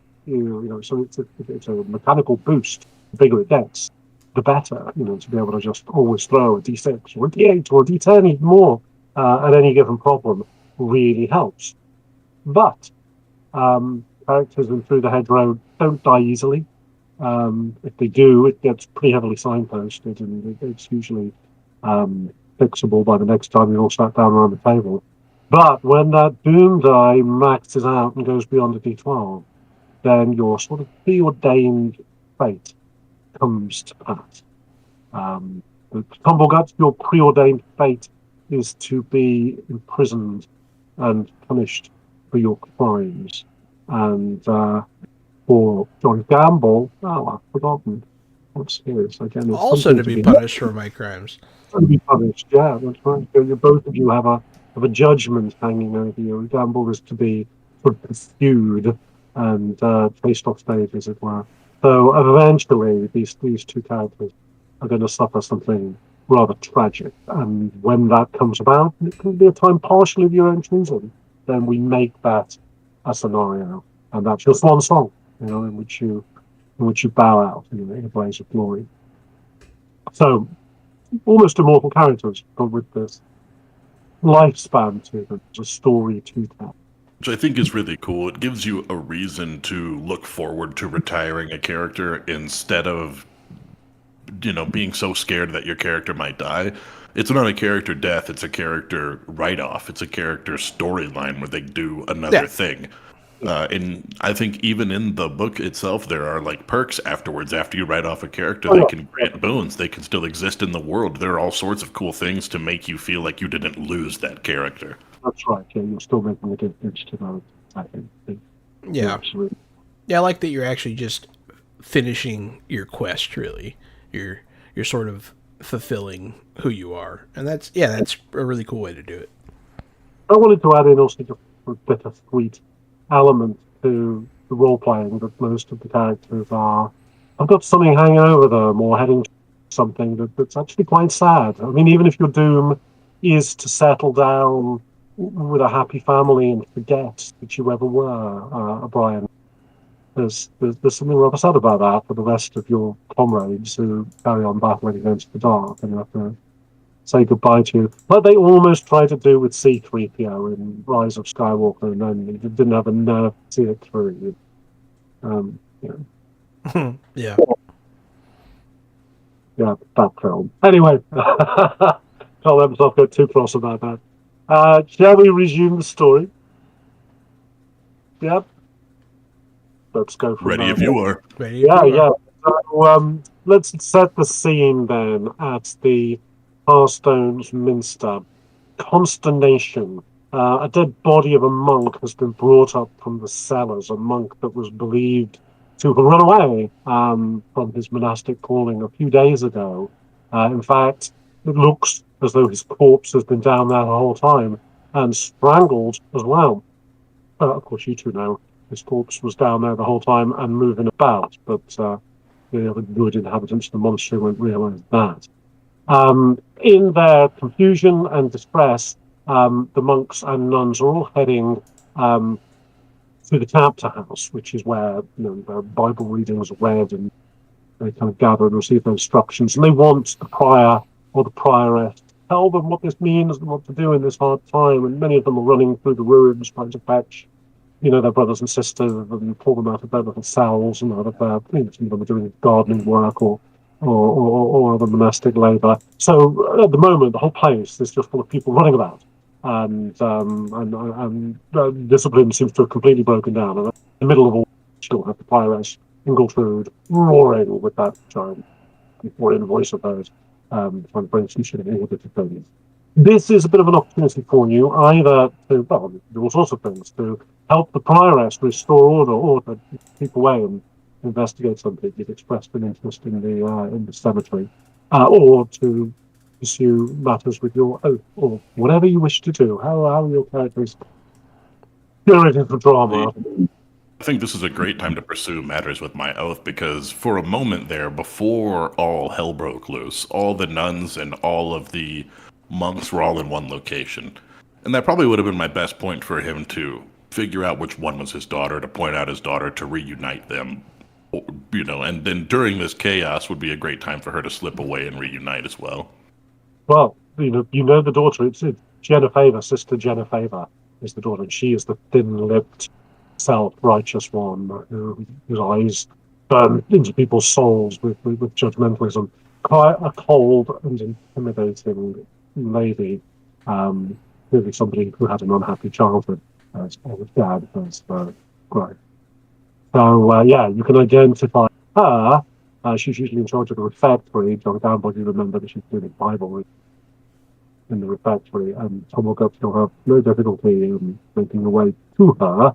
You need to think about a very delicate matter of, see this scruffy old man that I brought with me?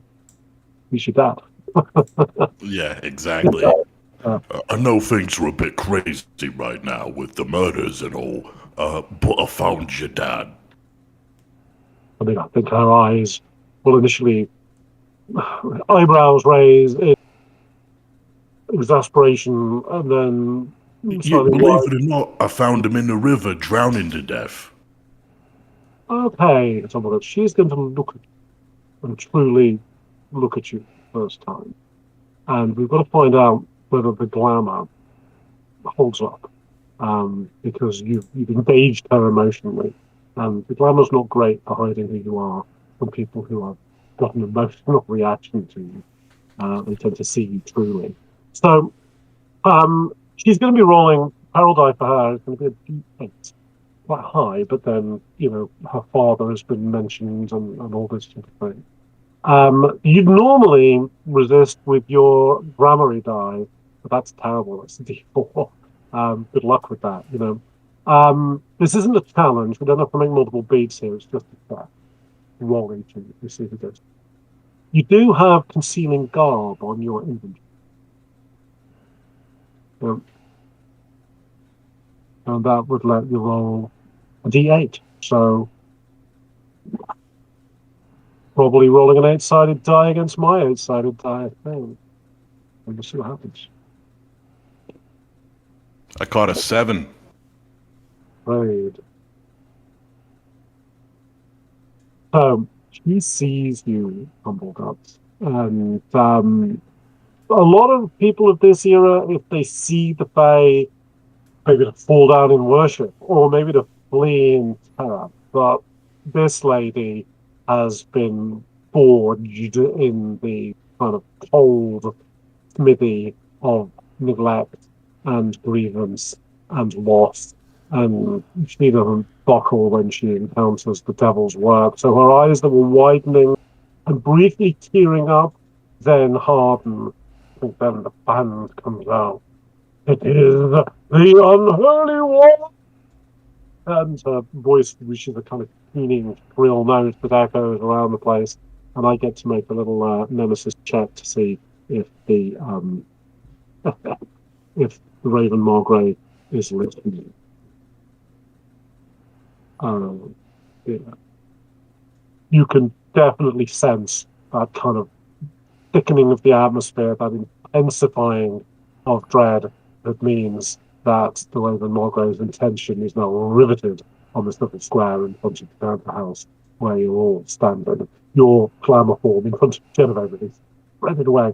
He's kind of overcome with a kind of mixture of dread and religious fervor. If you won't move, you just have a finger thrust out pointing at you. What are we both going to do about that? Because if people start then more of them can start penetrating the glamour, and Raven Margrave will be getting his troops together somewhere. I'm going to try. Can I attempt to use Grendel's visage to make them forget us? Woohoo! That sounds very interesting.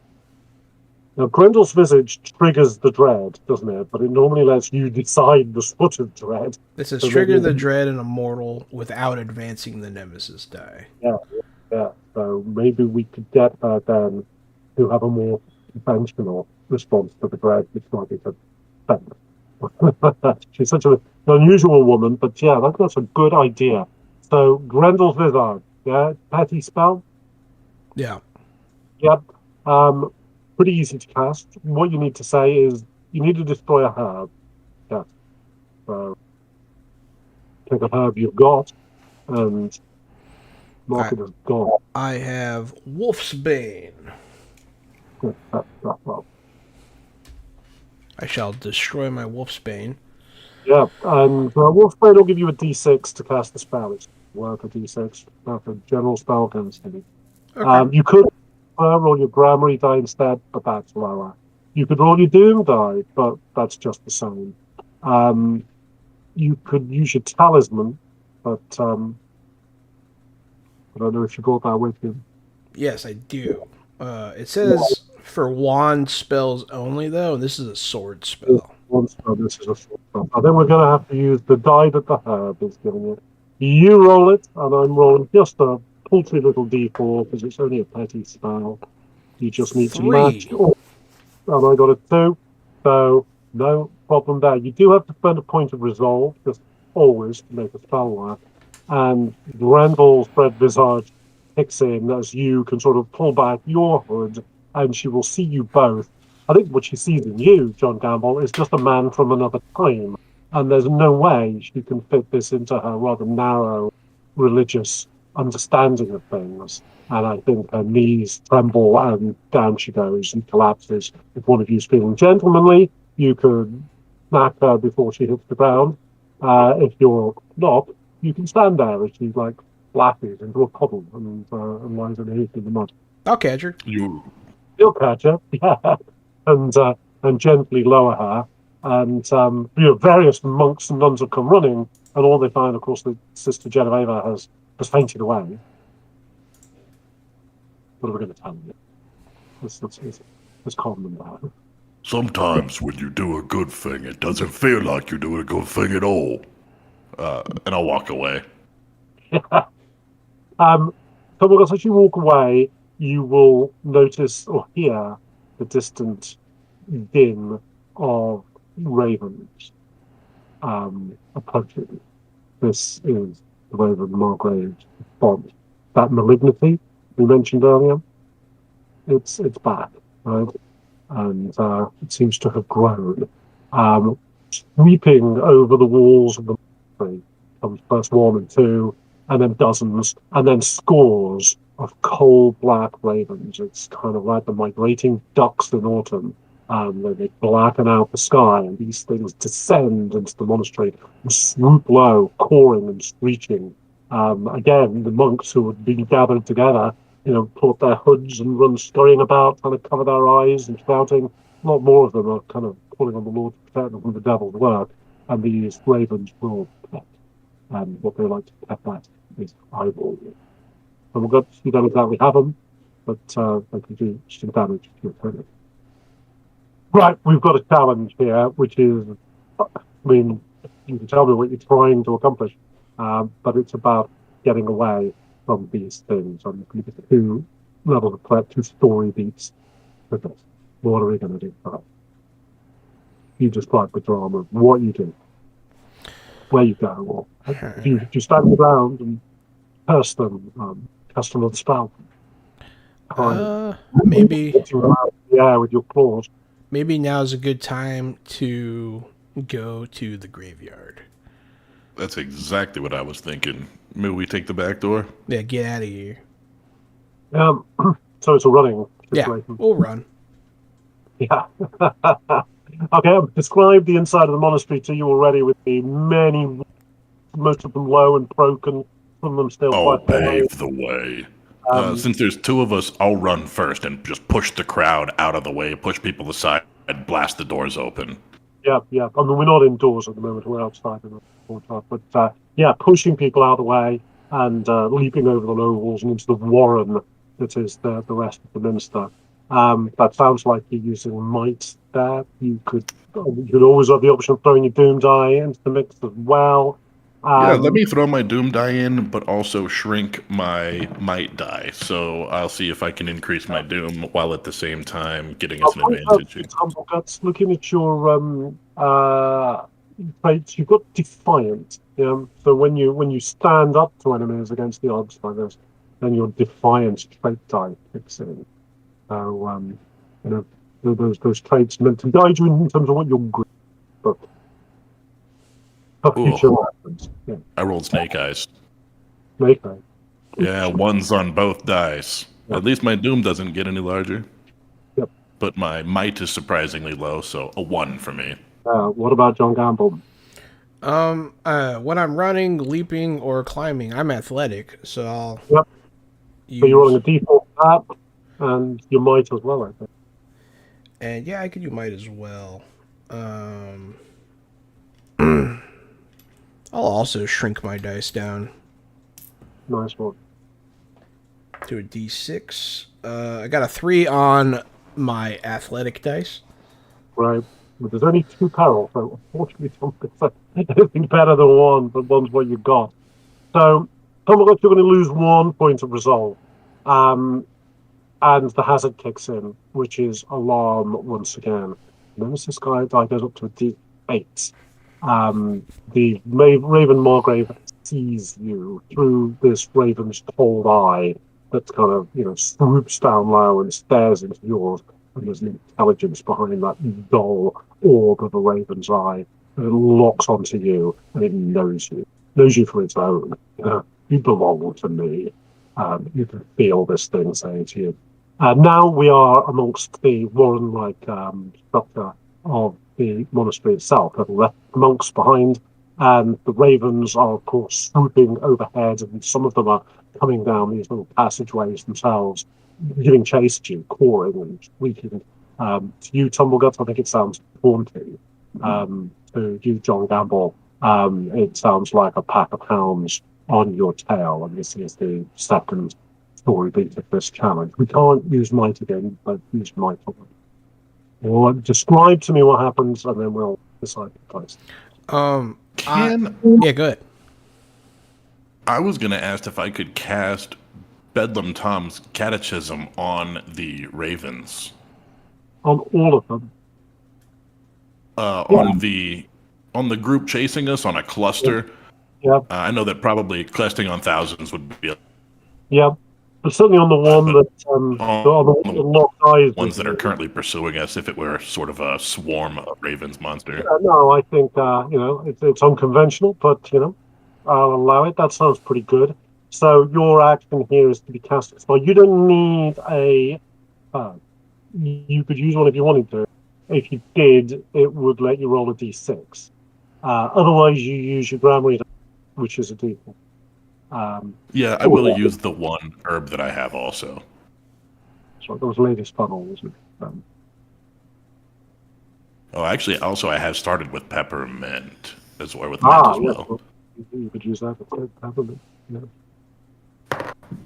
I did roll a 6, and I'll use the herb that the first one, the one that I obtained. Yeah, you're only really up. Okay then, and the peril is 6, so the spell will work. You don't lose any resolve. And these ravens that are rushing towards you, suddenly blinded, collide with each other, hit the walls, go spiraling off into the darkening skies overhead. Very nice indeed. What about you, John Gamble?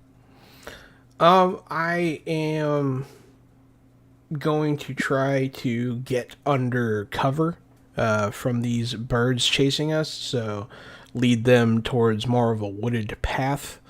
Yep. So I'm going to use wits, Yep. and I'm going to attempt to argue for Hunter's Frith as Yeah, well. well, yes, there's something overgrown in this area of the monastery. You've brought in the area that there might be a tree-lined avenue that's wooded, and you're yeah, I think that's pretty good. Awesome. So the people for that, and your wits is its own thing. I got 6.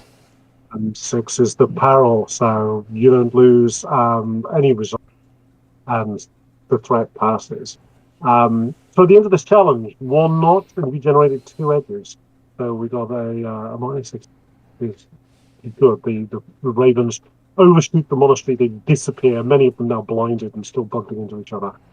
They go spiraling off across the moors and into the distance until their claws have completely retreated. And I'm going to assume your little reward, you did more than just get a modest success, you got a minor success. So this is the benefit of that. When you look around and find where have you ended up after this chase, it's the cemetery. Oh yeah. Sweet. Now it's dark. Sun is dipping low, and you can see a little grave nearby that's got the name of Ricola on it.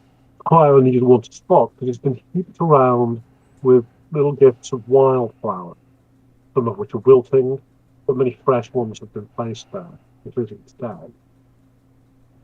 Most of the other headstones mark the resting places of generations of monks, and before that, Roman gravestones. One of the gravestones is a little unusual, tilted to the side.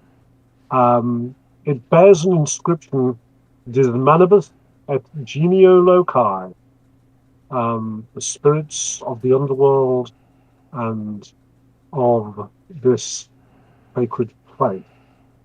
That is Lord of Swords. One of you can make a note that you now possess Lord of Swords. But the interesting thing about this grave is it has been dug up. It's a pit. I'll take the Lore of Swords. Yeah. That's always good for a nice D8 to roll whenever you're doing kind of fighting. Sorry, a D10 to roll when you're doing fighting. Okay. This graveyard dug up. Yeah, something in this graveyard's rotten, so we need to root it out. It looks like the nun that was murdered. It looks like her grave is rotting the plant life around her. Possibly. It looks like somebody is bringing flowers to her regularly. Okay, so they're just rotting regularly. Yeah. Whereas the Roman grave tucked away at the back, that's the one that has been exhumed. You were actually looking at it, you think, has it been exhumed? It almost looks as if something has like climbed out of it Okay. and made its way. You can see quite a lot of like stamped down grasses and a little bit of wall been like knocked over as if something very strong blundered through it, tumblegut style. I'm pretty good at tracking. Maybe I could follow that trail. I'm not even going to make you do a roll on that. I think that's something that could simply occur. So, yeah, the trail leads into a very old area of the monastery that's still quite Romanized, that hasn't been converted yet to monastic use. And here there is a pipe that jets through the wall and into the building itself. It's an aqueduct that used to flow in here. It has been painstakingly cleared and restored over months or years. And a young man, a monk, is working on it, and he's so intent in his of clearing away the rubble and debris and replacing fragments of stone, jigsaw puzzle style, to restore the kind of smooth basin of the aqueduct. He doesn't notice you arrive. It seems pretty clear to you that the trail leads to this aqueduct, although the monk himself was conventional. Yeah. Who will advise the monk? Yeah, we can surprise here. It's probably best I take this one so he doesn't realize you have a turnip for a head again. Oh, real funny. You think I chose to have a turnip for a head? I would have chose something more menacing like a pumpkin or a coconut. Do they have any coconuts in the United Kingdom? Not in No, those. they're very hard to come by. Maybe the Romans brought them over. Yeah, this is Brother Frederick. What's Brother Frederick like? He's a bit of a dreamer. He's fascinated by the Roman ruins. He's far more fascinated by the ruins than he is by his monastic achievements. He's clearly made it his life's work to repair this aqueduct. And whenever he can sneak away from Prior Pilgrim and his duties, then he's here. He's managed to restore a good length of the aqueduct now inside the ruin, but of course the aqueduct stretches away across the moor to a distant hill and beyond. There must be a lake or something. If it could only be cleared out, then maybe one day water could flow. He's explaining this to you, John Gamble, with a kind of glint of almost religious fervor in his eyes. He describes just imagining water flowing here and fountains sparkling, and one day maybe monks can walk beside fountains. Imagine how they'd be able to praise God in surroundings like that, he says. And of course, you can sense that his true religion here for him is to build something beautiful. This is Brother Frederick. That's quite some dream, Brother Frederick. Well, he says you mustn't talk about it. The Prior Pilgrim thinks it's foolishness, and the prioress thinks it's laziness. So I do try and keep it secret. I'll lead in close. Mum's the word, my friend. He will point out, though, that something a few days ago, about nearly a week ago, came through here, dislodged a whole bunch of painstaking work that's done on the aqueduct, and seems to have clambered through the chute to get out of the monastery. And well, he points to where the aqueduct stretches away across the countryside. Whoever came through here smashed through some stones and rubble that I'd spent months trying to clear it. And off that way they went. Who could have done such a thing? We should go check it out.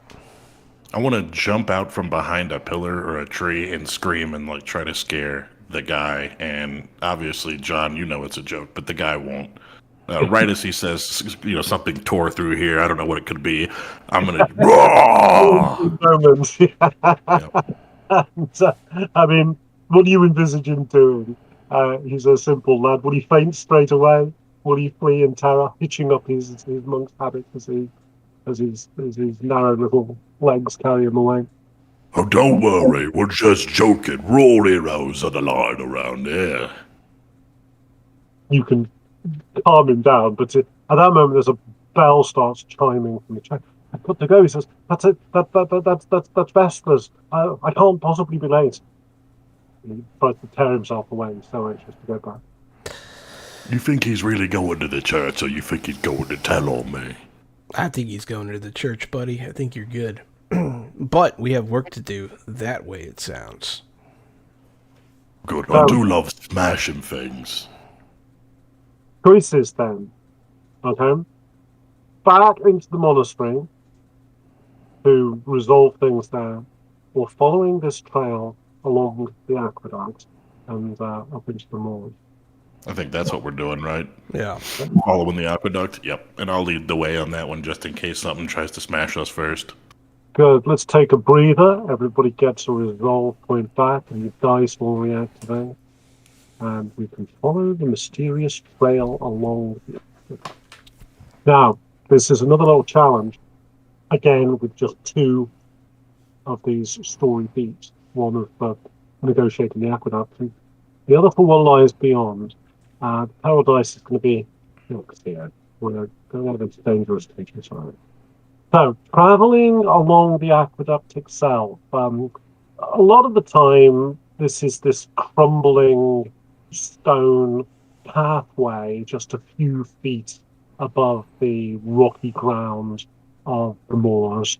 But as the moorland becomes more rugged, it occasionally spans some deep crevasses, and in places, the aqueduct itself has tumbled away, and gaps to the leap, and difficult places to cross over. Something has clearly preceded you, and there's damage has been done to this place by something strong and very muddy, which has made its way out. How are you managing this rather difficult journey? I'm going to attempt to use my wits to watch my step and carefully pick my way across. Also, I'm athletic when I'm climbing, so Yep. I feel that's a good little mix. Right. Those two guys. Go. I am using my might and reducing the die size, also using my Doom dice. I rolled a 4 on both. Right. So does the Doom dice go up since I rolled a 4 on both? Yes, okay. Yeah, the dice goes up. Neither of you lose any result. I got a 5, yeah. Yeah, and you it is now dark. Yeah, the sun has set. It's just a smudge of red on the western horizon. The moon is just emerging from behind a great rack of cloud, and the aqueduct reaches its terminus at a kind of lake behind the hillside, once a Roman reservoir now flooded. There is a camp there on the other side of the hill. You can see little fires burning. There's quite a small post gathered there. It's a military, but secret, with the fires just allowed to burn as coals, and not to be lit to reveal no smoke until the sun has set. You would recognize these people as Vikings, and this is where it all becomes more about not being detected by them. This is the second fleet. Are you going to make sure that you are not detected? I have a power called Darkness on my character sheet. Would that be casting a darkness or being able to see in darkness from darkness? That just refers to the fact that you can use dark sorcery spells like Tom Okay.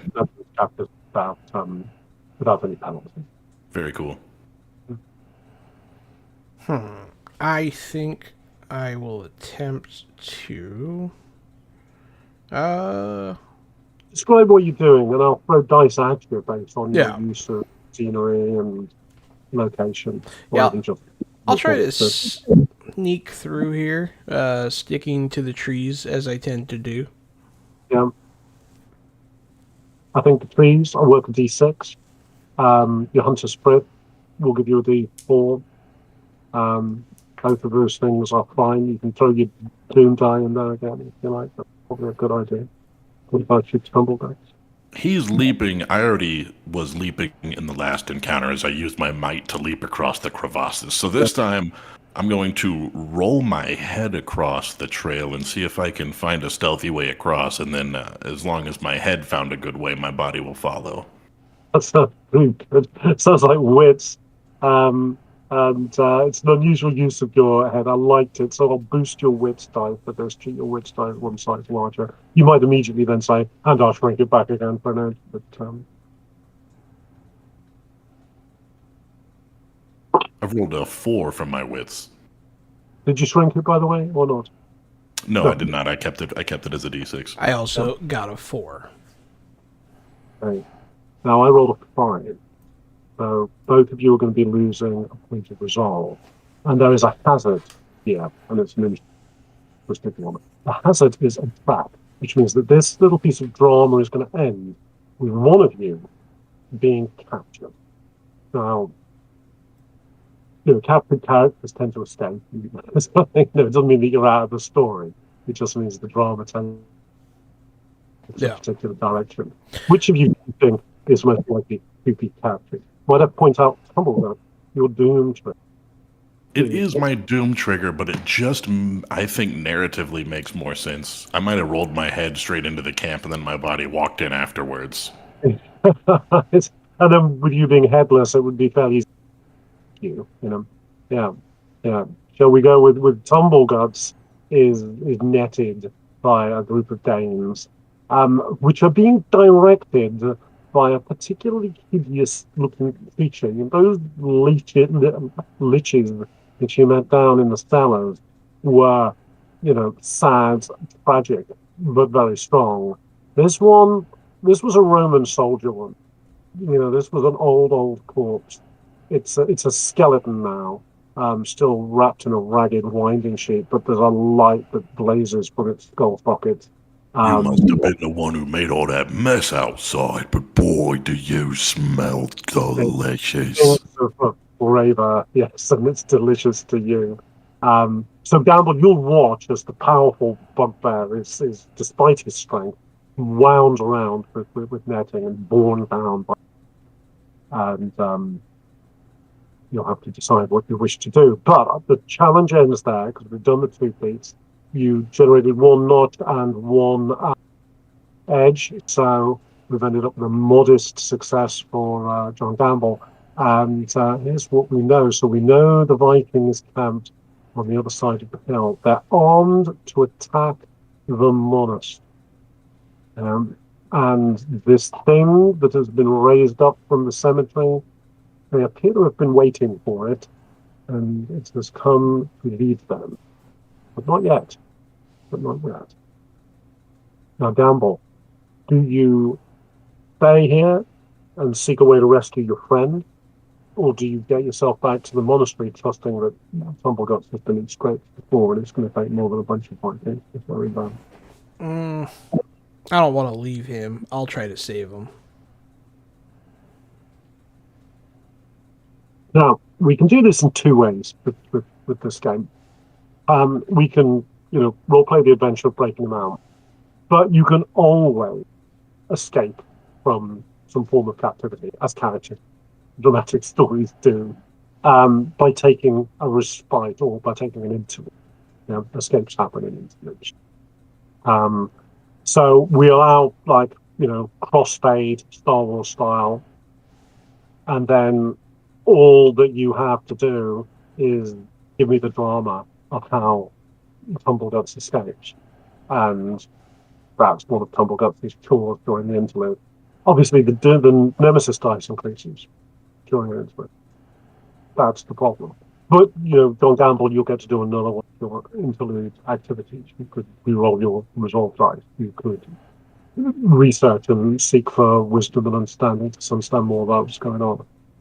So we could just do it like that. Characters are meant to escape. Or we can roleplay the nitty-gritty, I think. No, I like the interlude idea. That sounds good. I'll use my time, to try to understand our enemy better. Yeah, okay then. And you have a little bit of a think about Tumbleguts and how he escapes. But I'll tell you for starters, just John Gamble, about understanding the enemy better. Yeah, the Vikings who creep around, you can listen in on their plans. They are expecting the doors, great gates of the monastery to be open at dawn. That is their expectation. And this force is going to move down there in the pre-dawn hours, entering into cover of near darkness. And great gold to be found within, great slaughter to be had of the shaven-headed ones. And this emissary of the Raven God has come, as the prophet has said, guide them on this blood-soaked adventure. Okay. They believe somebody going to open. Well, the Lich has promised it. Yeah. Yeah, I suspected some turncoat inside, so maybe if we can get there in time, we can catch them in the act. Yeah. Tumbleguts, how are you going to get out?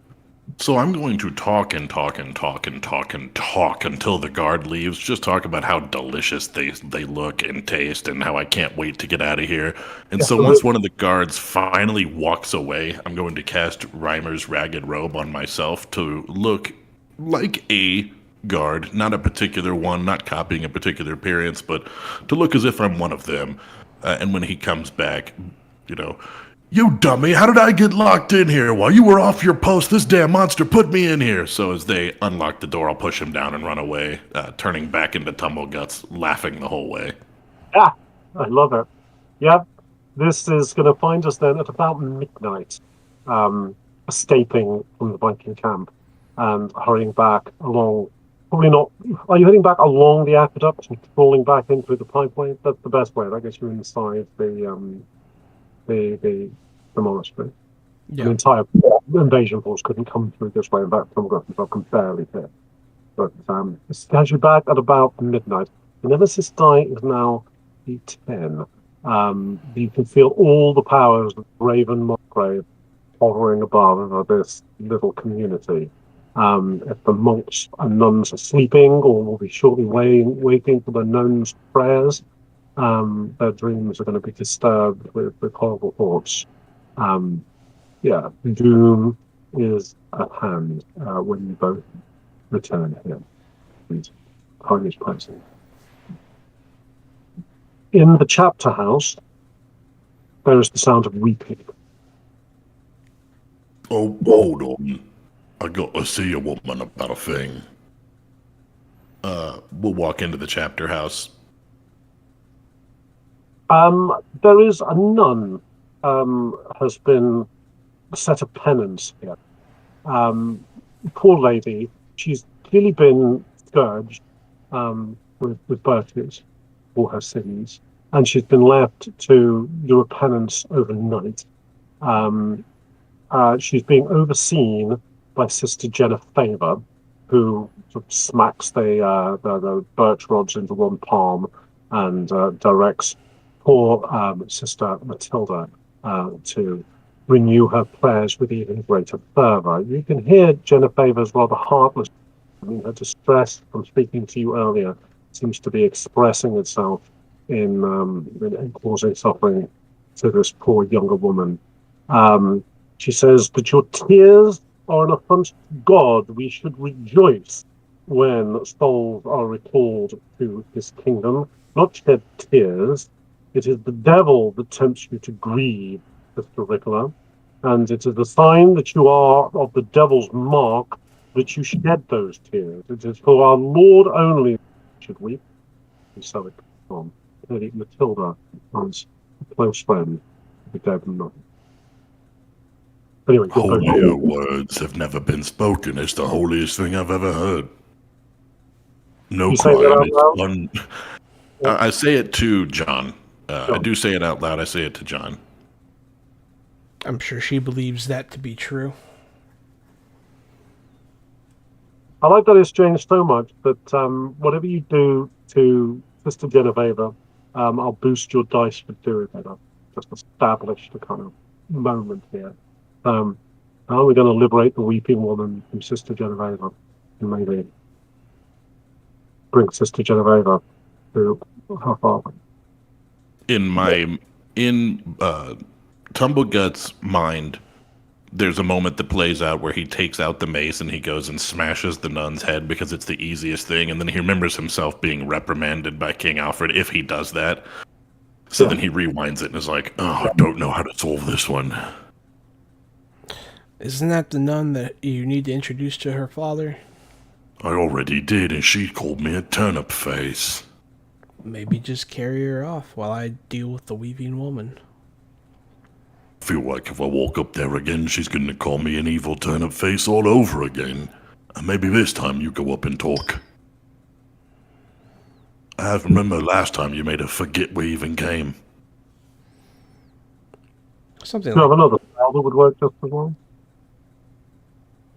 What's that? Do you have another spell that would, I have a your spell? spell that could confuse her. I also could send her away with a spell. Yeah, Jenny Green's people after. Yeah, The if hallucinations that they have tend to be related to their own preoccupations. Okay, so if it might make her go to seek out her father, anyways.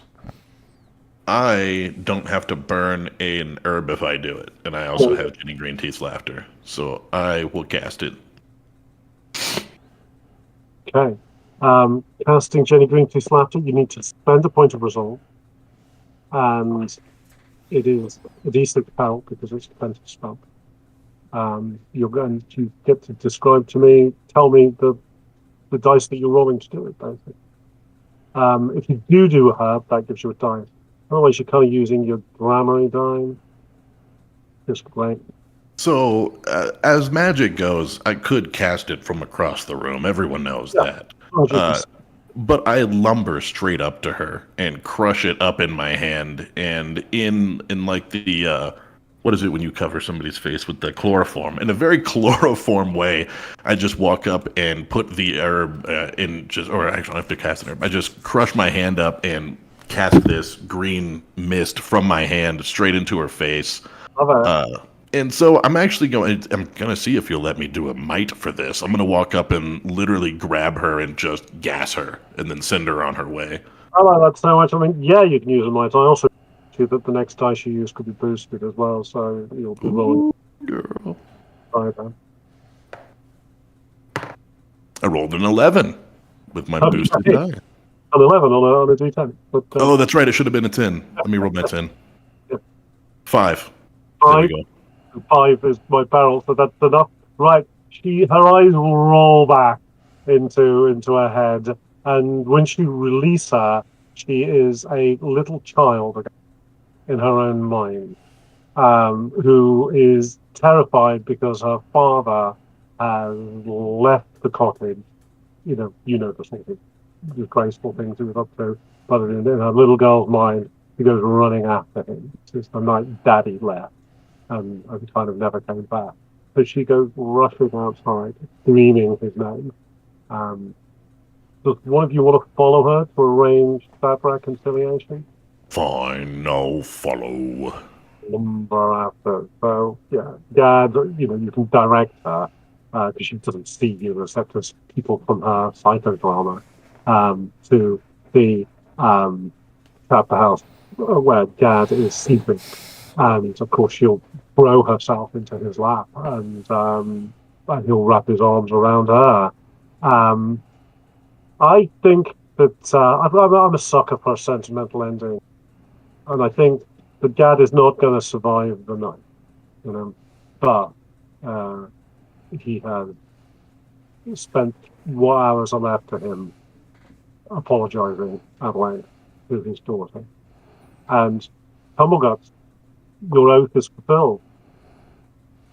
You can roll back the nemesis die.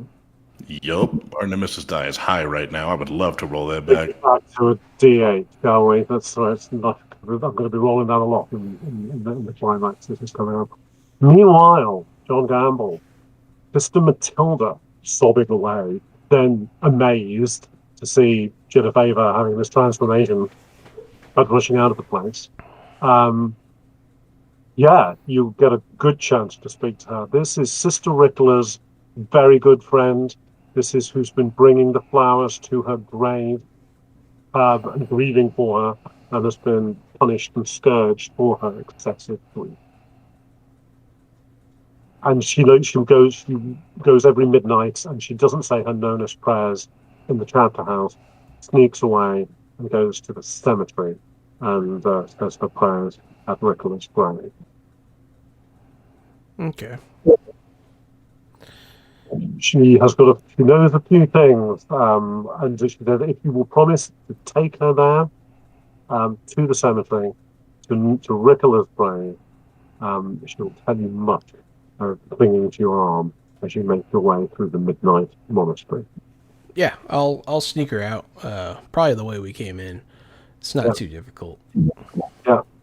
And well, the cemetery is inside the monastery. But yeah, Ricola, she doesn't believe for a moment that poor Dunster was Ricola's murder.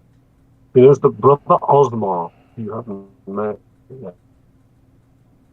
I mean, consciousness. He had desires for Ricola. You could see it in his eyes, growing by the day. He accosted her. She turned him away. She took her nails across his face.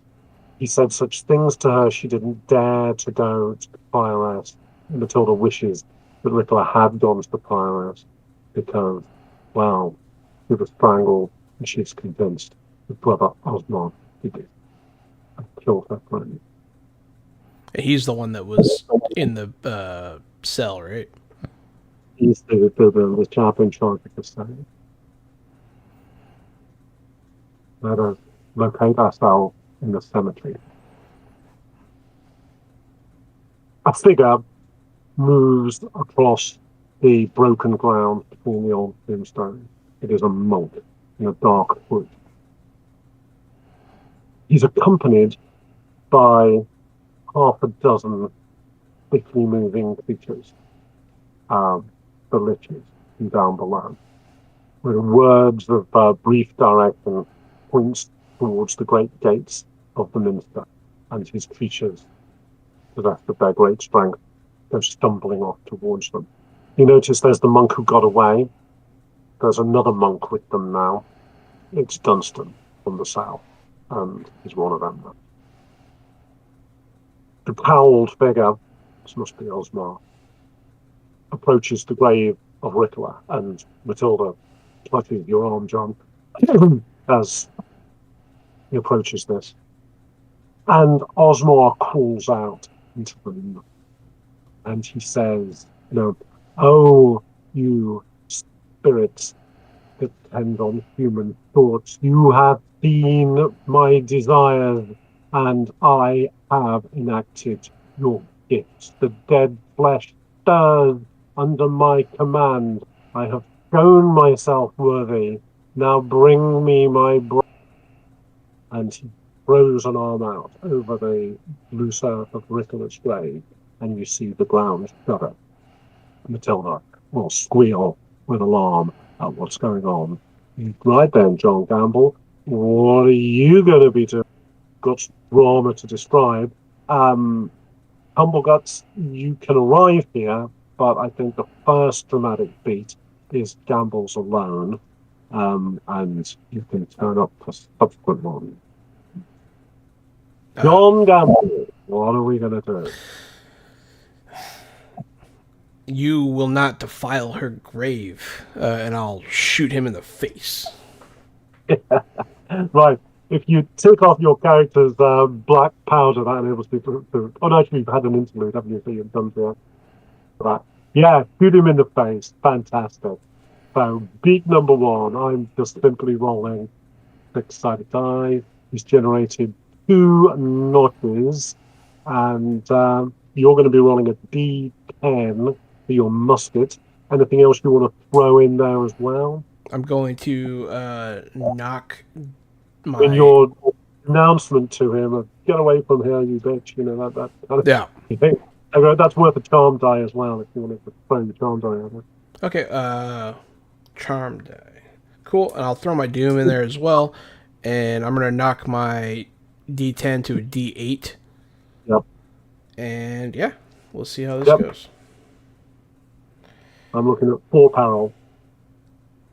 I'm looking at 8. There we go. No resolve loss for you, which is good because his hazard is necromantic. And you fire bam, and he kind of spins sideways, and a splash of blood hits the gravestone, and the trembling of a rooted frenzy. Tumbleguts, you've sensed it. You were looking over and watching the union of Gad and Genevieve, and then you feel it in your marrow. the Raven Margaret is here, and it's beginning, and you storm out into the night, and you'll hear the shouts from the cemetery, and then the musket shot, and then you can be there. So give me the next dramatic moment, because Ricola, his lich bride, is rising from the grave. All this smell of the undead has got me salivating. I've got to eat this guy. I have got to eat this guy. I've got to do it. Yeah. So we're going to off with the turnip and munch. Yep. Now, unfortunately, you haven't had a breather to reactivate your might die. Actually, no, you probably did. I said that you were watching. I had to follow them around. Yeah, take them back to their father-daughter moment. Oh yeah, I think you've reactivated all your stuff, so you can from might die again for taking a bite. And John, what about you? Well, I already used my gun, so I'm gonna run up and I'm gonna tackle him into Tumblegut's mouth. Nice. So it sounds like we're both doing a kind of combined might base action. Yeah. I rolled a 6 might. Right. I'm gonna knock my might dice down to a 6. Yep. I'm gonna get a 6. Nice. Excellent. That challenge ends. You ended up creating 2, 3 edges otherwise? I think I only did 2. Yeah. But Gary did one as well, didn't he? Did he? Did you? Yeah. Oh, you did? So, cool. In the very we've got a beginning. major success here. Right. John Gamble, you kind of tip him over and he tumbles. Tumbleguts takes off his turnip. His entire neck stump opens wide, and the poor necromancer's head is going in there, and then the teeth between his shoulders clamp shut. The leg will twitch, the hand will spasm, and then drop to the ground. The earth subsides. Matilda throws herself upon the soil where her friend and possible lover is buried, and just sort of weeps that she wasn't brought back as some unspeakable thing. Osmar's taken care of, but his liches are not. How are we going to deal with the gate? Quickly, Tumbleguts to the gates. I guess we'll chase after them. Perhaps. I mean, they're trying to open the gates. The 6 of them, they're very strong, and they are kind of tearing away at the wooden beams that are wrenching them, shaking these things on the hinges. It's making quite a bit of noise, and it will start to rouse the monastery. Maybe we could attempt to drop the portcullis iron bars on them. Yeah, right. Excellent. That's so we have not had a breather here. We've gone straight from one to the other. So might dice are out of bounds. But the portcullis coming crashing down on them, I think that's a D10. Yeah, that's exactly what portcullis is. So you can roll that one, John. And if you wanted to throw your wits at it, because it's a clever idea or something. Yeah, I was going to throw my wits at it. That makes sense. All right. With the dice. 10! Nice. Okay. What about you, Tumblegun? I want to reinforce the will of the people who are starting to awaken at this sound, or they're starting to be terrified at this wrenching of the gates. I want to let them know it's going to be okay. We have it under control. And then the portcullis slams down. Okay, that sounds like charm. Roll the charm. I don't think because of the portcullis lending a kind of drama to your kind of pronouncements, you can boost your charm by. I did my charm, and I did my doom dice, which is now a D8 because I made it one bigger and then I got captured. So I actually rolled an 8. I rolled an 8 charm here. Yeah. Okay, then now the peril is 9, right? So even with those great rolls, Tumblegut should be losing a point of resolve. John Gamble, you're not. And what happens, of course, is you call out to the townsfolk. Some of the liches turn away from their grim work and start grappling with. They don't have. Oh, they do. Yeah, actually, they're going to be a real problem. Yeah, these things are strong, and one of them grabs one arm, and they start trying to bear you to the ground, while a third is lifting up a huge quick slab of rock to bring it over and like bash your head in. That's where that drama ends up. We need to go on to the second story beats. They're going to be great. Okay, so they have me. Sorry, They have. Oh, they have Tumbleguts. some of us they've grabbed, but then you take over the story and take it with you where you want it to go. So we'll take it in turns here. Or My something. might. My might. Well, Yeah, my might and wits are spent. yeah. Let's see. I can try to use. Would the Whispers of Ceronius help here at all? Colonel, what's that one through again? It gives me your CQD or WQD is unlimited during the next. So basically, it boosts your dice for the next challenge. So it's normally a spell you would cast before a challenge begins, Ah, which you could go into it with this great boost. You've interesting. got any green teeth, haven't you? That's always a great one for cleaning. Yeah, I suppose I could try to make the one that's about to him with a rock run Yeah. away. So yeah, I'll crush. I do have Campion, so I have the proper herb. You do, and which is great because you're using the correct herb for the job. So that's going to give you a D8 right there. Yeah. Alrighty. I Yeah. shall cast it. I got a 8 once again. And the peril is 8, so you're not losing anything. In order to use a spell on a supernatural creature, you are going to have to burn your Grammary die. Now, your Grammary die is a D4, you just basically turn it into a D nothing. And that's just the cost to give your spell that punch to affect something that's supernatural in itself. And the Lich is going to start getting befuddled by what you've done to it. Humbleguts, how are you managing things? Oh, and by the way, Humblegut, because your doom got triggered, by being captured, it then becomes for the rest of the story an unlimited die. In other words, it doesn't exhaust. That's what, yeah, I've had this D8 sitting out, and I was like, I'm just going to keep rolling this. At this point, I'm good to go. My strength die, my might die, it's been used, right? So if I use it again, does it get burned? Does it go down a size? No, Is that it's been exhausted, so you can't roll that one again. So okay? You give me a few about what you do, but what you do, you won't be rolling that might die. Yeah, if I can't get up and barrel my way out, I'm going to try to kind of roll my way out of this. You can describe any drama you like, and you can always throw your doom die at it, the dice, Right. Okay. Very good. Well, this is a great chance for me to get up and fight then. Yeah. I'll break free and get up and start swinging my mace wildly. This is more of a breaking free than a combat, but that's exactly what I do. The mace don't die. The mace is worth a D10. So go for it. And throw your doom die at that as well. D10 and a D10. Yeah, I threw them both, and you wouldn't believe it. I rolled a 2 as my high number between a 10 and an 8.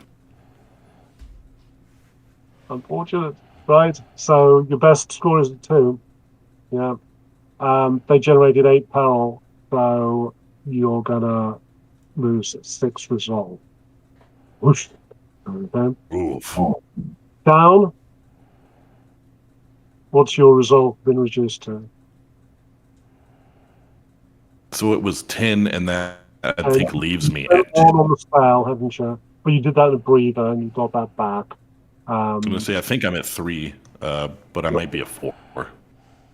It's 10 minus 6. You'll be at 4. Yeah. So going into the third and final little narrative beat here, where things start to get a little bit strenuous because the dice are running out. Can't you've used the mace dice. You can keep swinging the mace; it can be part of the drama, but you won't get that die from it again. How does this battle with the liches end? I am a heretic clerk, so I'm gonna pull my talisman out, Yeah. and I'm going to say, in the name of Lord Brock, I banish you creatures from this place. Yeah. What do you banish things from? It's gonna try to turn undead on these things. Yeah, now Lord Brock really helped you banish like weird creatures. That's his speciality. Yeah. Werewolves and barghest and creatures like that. But nonetheless, any shelter in a storm. I think that sounds a pretty good one. You can certainly use your charm die, Dan. Yeah. Um, Definitely that. The talisman, you would normally give you a D8 for things, but it's been used pretty off past here. So I think it's only worth a D6. Okay. So charm die and a D6 for the talisman, and a curse from Lord Brock to be abjured. See what you can do. 6. Hey, very good. 5 is the peril. You're not going to lose any resolve. Humble guns on 4 resolve. What are you going to do in this final beat? How do you end this battle? So, as he is banishing them, I want to try to eat whichever one is trying to get away, whichever one is barely clawing its way away. I want to come around the other side and consume it, because my hunger for undead hasn't ceased. Excellent. So, Doom die, clearly. Yeah. And I think just leaning into your hunger, part of your character's kind of gentry, you draw your virtue die. The virtue die is the catch-all die for something that your character just should be good at because of lineage. Thank God for the Doom die. I rolled a 7. Okay, and it was 5 pounds. So this the thing comes to an end. Now we generated there 2 notches, and did you generate any edges? I did not. No. So this Me is a either. fair success. Yeah? The liches stumble away, one of them hallucinating wildly, one of them bitten in half, all of them being hastened by the threat of the light and the absence of their necromantic master. Back down into the tunnels they will flee to hide themselves in the cracks and crevices. But because this was only a bare success, I think that the cockerels are already crowing. This battle has taken a long time, and dawn is soon upon us at this time of year. And the Vikings will be at the gates. They are expecting the gates to be open, but they're not. You prevented that. But the liches did some damage. So we're going to have to defend the wall. Now you can take a breather, which reactivates your quality dice, but not your equipment, and gives you 1 resolve. Okay. But Humble Guts, you've eaten something undead. You've satisfied Yes, your and hunger. I've eaten an enemy. Yeah. So you reactivate all of your dice, because that's the benefit of you satisfying your hunger, and you get back all of your resolve. Eating things for you is a big recharge. But Gamble, you're exhausted. You've had the battle in the cemetery, you've raced to the gates, you've called on Lord Brock, you've regained a point of resolve. I don't know if you actually lost any resolve yet, have you? Yeah, I was missing some. Yeah. And you still can't use your musket. That's gone. That's not going to give you any more dice. I mean, you can describe firing it as part of the drama, but mechanically, it's not going to give you any more stuff. But Tumbleguts, you're up and ready. Right. Defending the gates. Ideal scenario because you made sure they weren't open. Repelling the invaders, threat level 1, so we only need 2 story beats. Peril is a d6. Shouldn't be a problem. The only problem is the rather high nemesis die, which I'm always rolling on. So, tell me how it goes on. When the Vikings arrive at the gates, what is there to greet them? What do they see? What are you doing? You look tired, buddy. Let me take care of this one. Open the portcullis. And as the portcullis comes up, I'm going to use one of my abilities, Prodigious Strength. Yep. I can burn my VQD to perform a marvelous feat of strength. I'm actually going to run and jump onto the doors and attempt to crush the Vikings with the doors as they're outside. Okay, so the doors open and land on top of these things. I love Exactly. that. I love It's that. good. So your It's good. virtue die gets burned. It drinks sort of permanently for this adventure to have been a D4. And whenever something like this happens, like a spell or some marvelous effect, as the judge, I have to make a ruling about, do you even have to bother resisting peril? I don't think you do. Does this simply end the challenge? I think it's so dramatic, it kind of should. So as the gates will come down and land that skeletal creature that was leading them all, and it will look up and its eyes will blaze and then sort of dim and concern as the gates come crashing down upon it and the Vikings gathered around it. So these gates were huge, as we've established, and come smashing down. The Viking chief and his rune wizards squished underneath it, as the lich. I think the other invaders will flee. What else can they do? Marvelous. I love that ending. So much better than I tried. It was a solo adventure. I had to get my turnip head knocked off. I was so lost for resolve, and but Yeah, I lucked out. I ate a meal at just the right time. Yeah. Yeah. Okay then. The attack is repelled. The mission is over. The nemesis die exhaust. You resolved an oath for Gad and Sister Genoveva. I have every hope that the experience for her will be one that softens her heart. Sister Matilda will spend the night weeping on Ricola's grave. But those will be the last tears he does shed for her friend. I think the horror of the night has brought her a sort of closure. And in the morning, you'll feel the light tugging at you, John Gamble. You pretty much know that you only have to walk down that tree-lined avenue in the monastery, and you'll find yourself back in the hedgerow again, being transported to your own time. We can have a little bit of experience, which is that I give you. I mean, I could have been doing this while we were playing. I give you certain kind of card prizes, they're called, and I think you just did great on that one. It was an absolute thrill ride. So 3 prizes each in spare, and if you like, you can roll d20 for them. We'll just sort of explore how the experience system works. 3 times d20.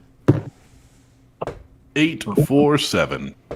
8, 4, 7. Let me just put the correct page in the rulebook, which is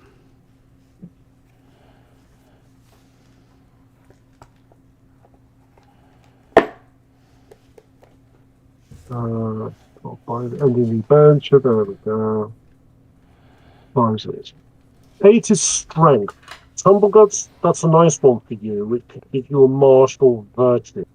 Prodigious strength is one of your martial virtue. It is a martial virtue. Could give you another one, right? Hell yeah. That was 8. What were the other 2 numbers? 8, 4, and 7. Yep. 4 is to improve your might. Now, that's a difficult thing to do because your might is already so. So that probably wouldn't succeed, which you could try. And 7 is to gain a craft virtue, but that's no use to you since you're not crafty. So you wouldn't want to take that prize. So what you've got as an option, you've got this thing called a reward die, starts at a D4.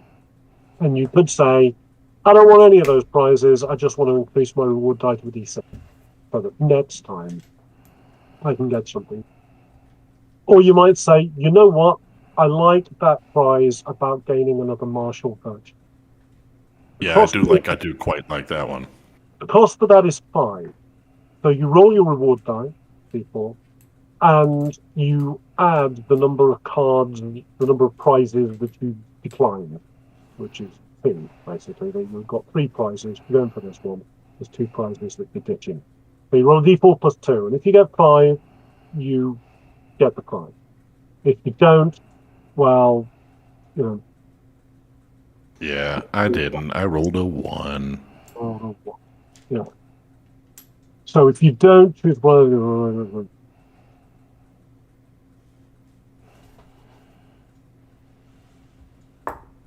yeah.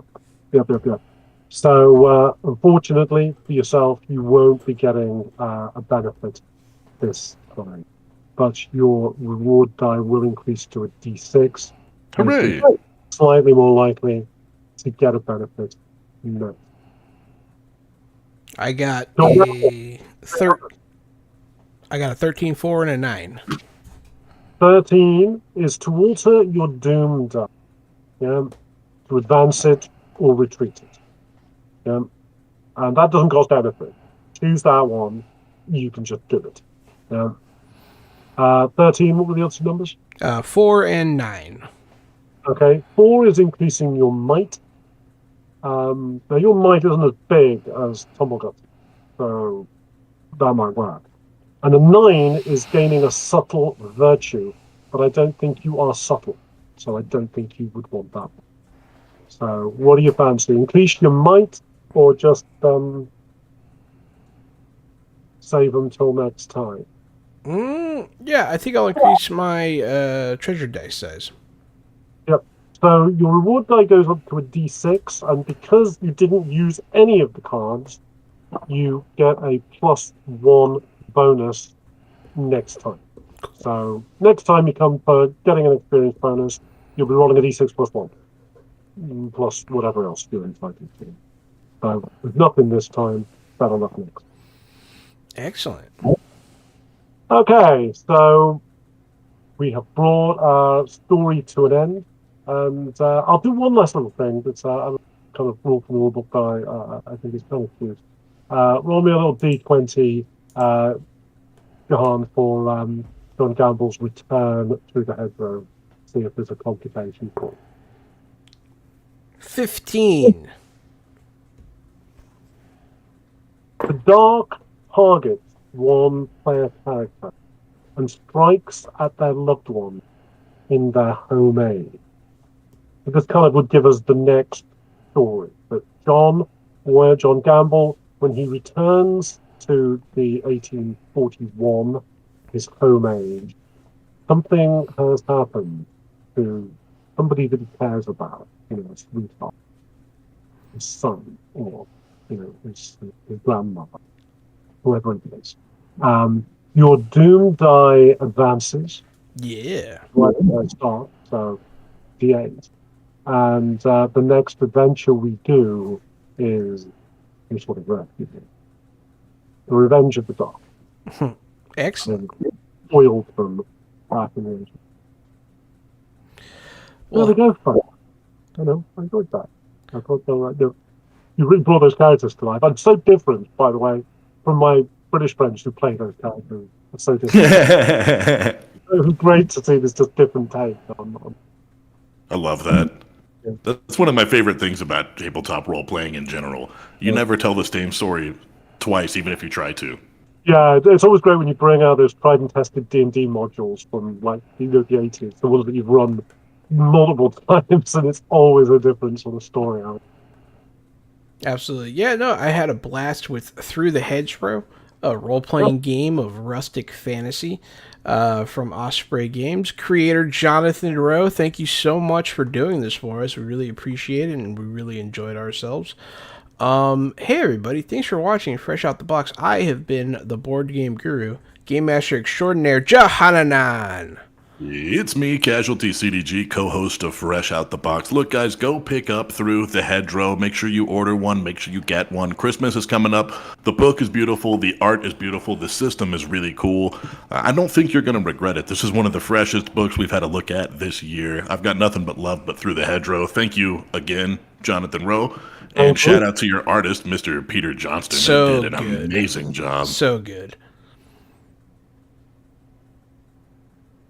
Right. And if there's anything you want to say, Jonathan, if you want to tell people about where to find your product or anything about yourself, go ahead, take it away and close us out. I can always talk about myself, but nobody wants to know about that. Through the Hedgerow, Osprey have just recently put up a bonus scenario that I wrote on their site to be downloaded for free. They don't mind if I support it independently, so I use Drive-Thru RPG and RPG Geek and upload things onto both of those. I've currently done 3 of these little kind of solo scenarios. The one you saw this evening, that's one of them. There's another one called Lizzie McGuire and the Fairy Queen, in which a 1940s schoolgirl production of Midsummer Night's Dream becomes a little bit real. And what was the other one?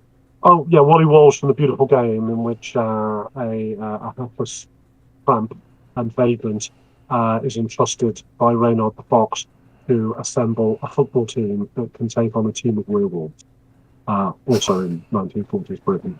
So I'm trying to put out another one of those scenarios each week, or 10 days, to cover something for each of the pre-generated fantasy in the book, and giving you a variety of jumping on points why the players are thoroughgoing, just it up with with a group of great role players like this.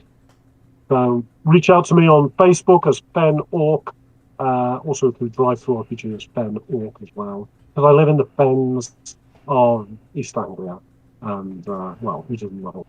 So Ben Orc is my Are those orcs and goblins behind you? Do you have some Warhammer Fantasy art behind you? Is that what's going on here?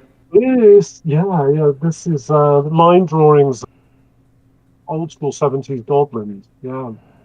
Hell Discovered in a thrift shop, and nicely. That's awesome. Yeah. Fantastic. Thank you so much for being here. Thanks everyone for watching. Make sure to pick up Through the Hedgerow. It really is one of our favorite games of the year. So check it out. And stay fresh. That's correct. Thank you.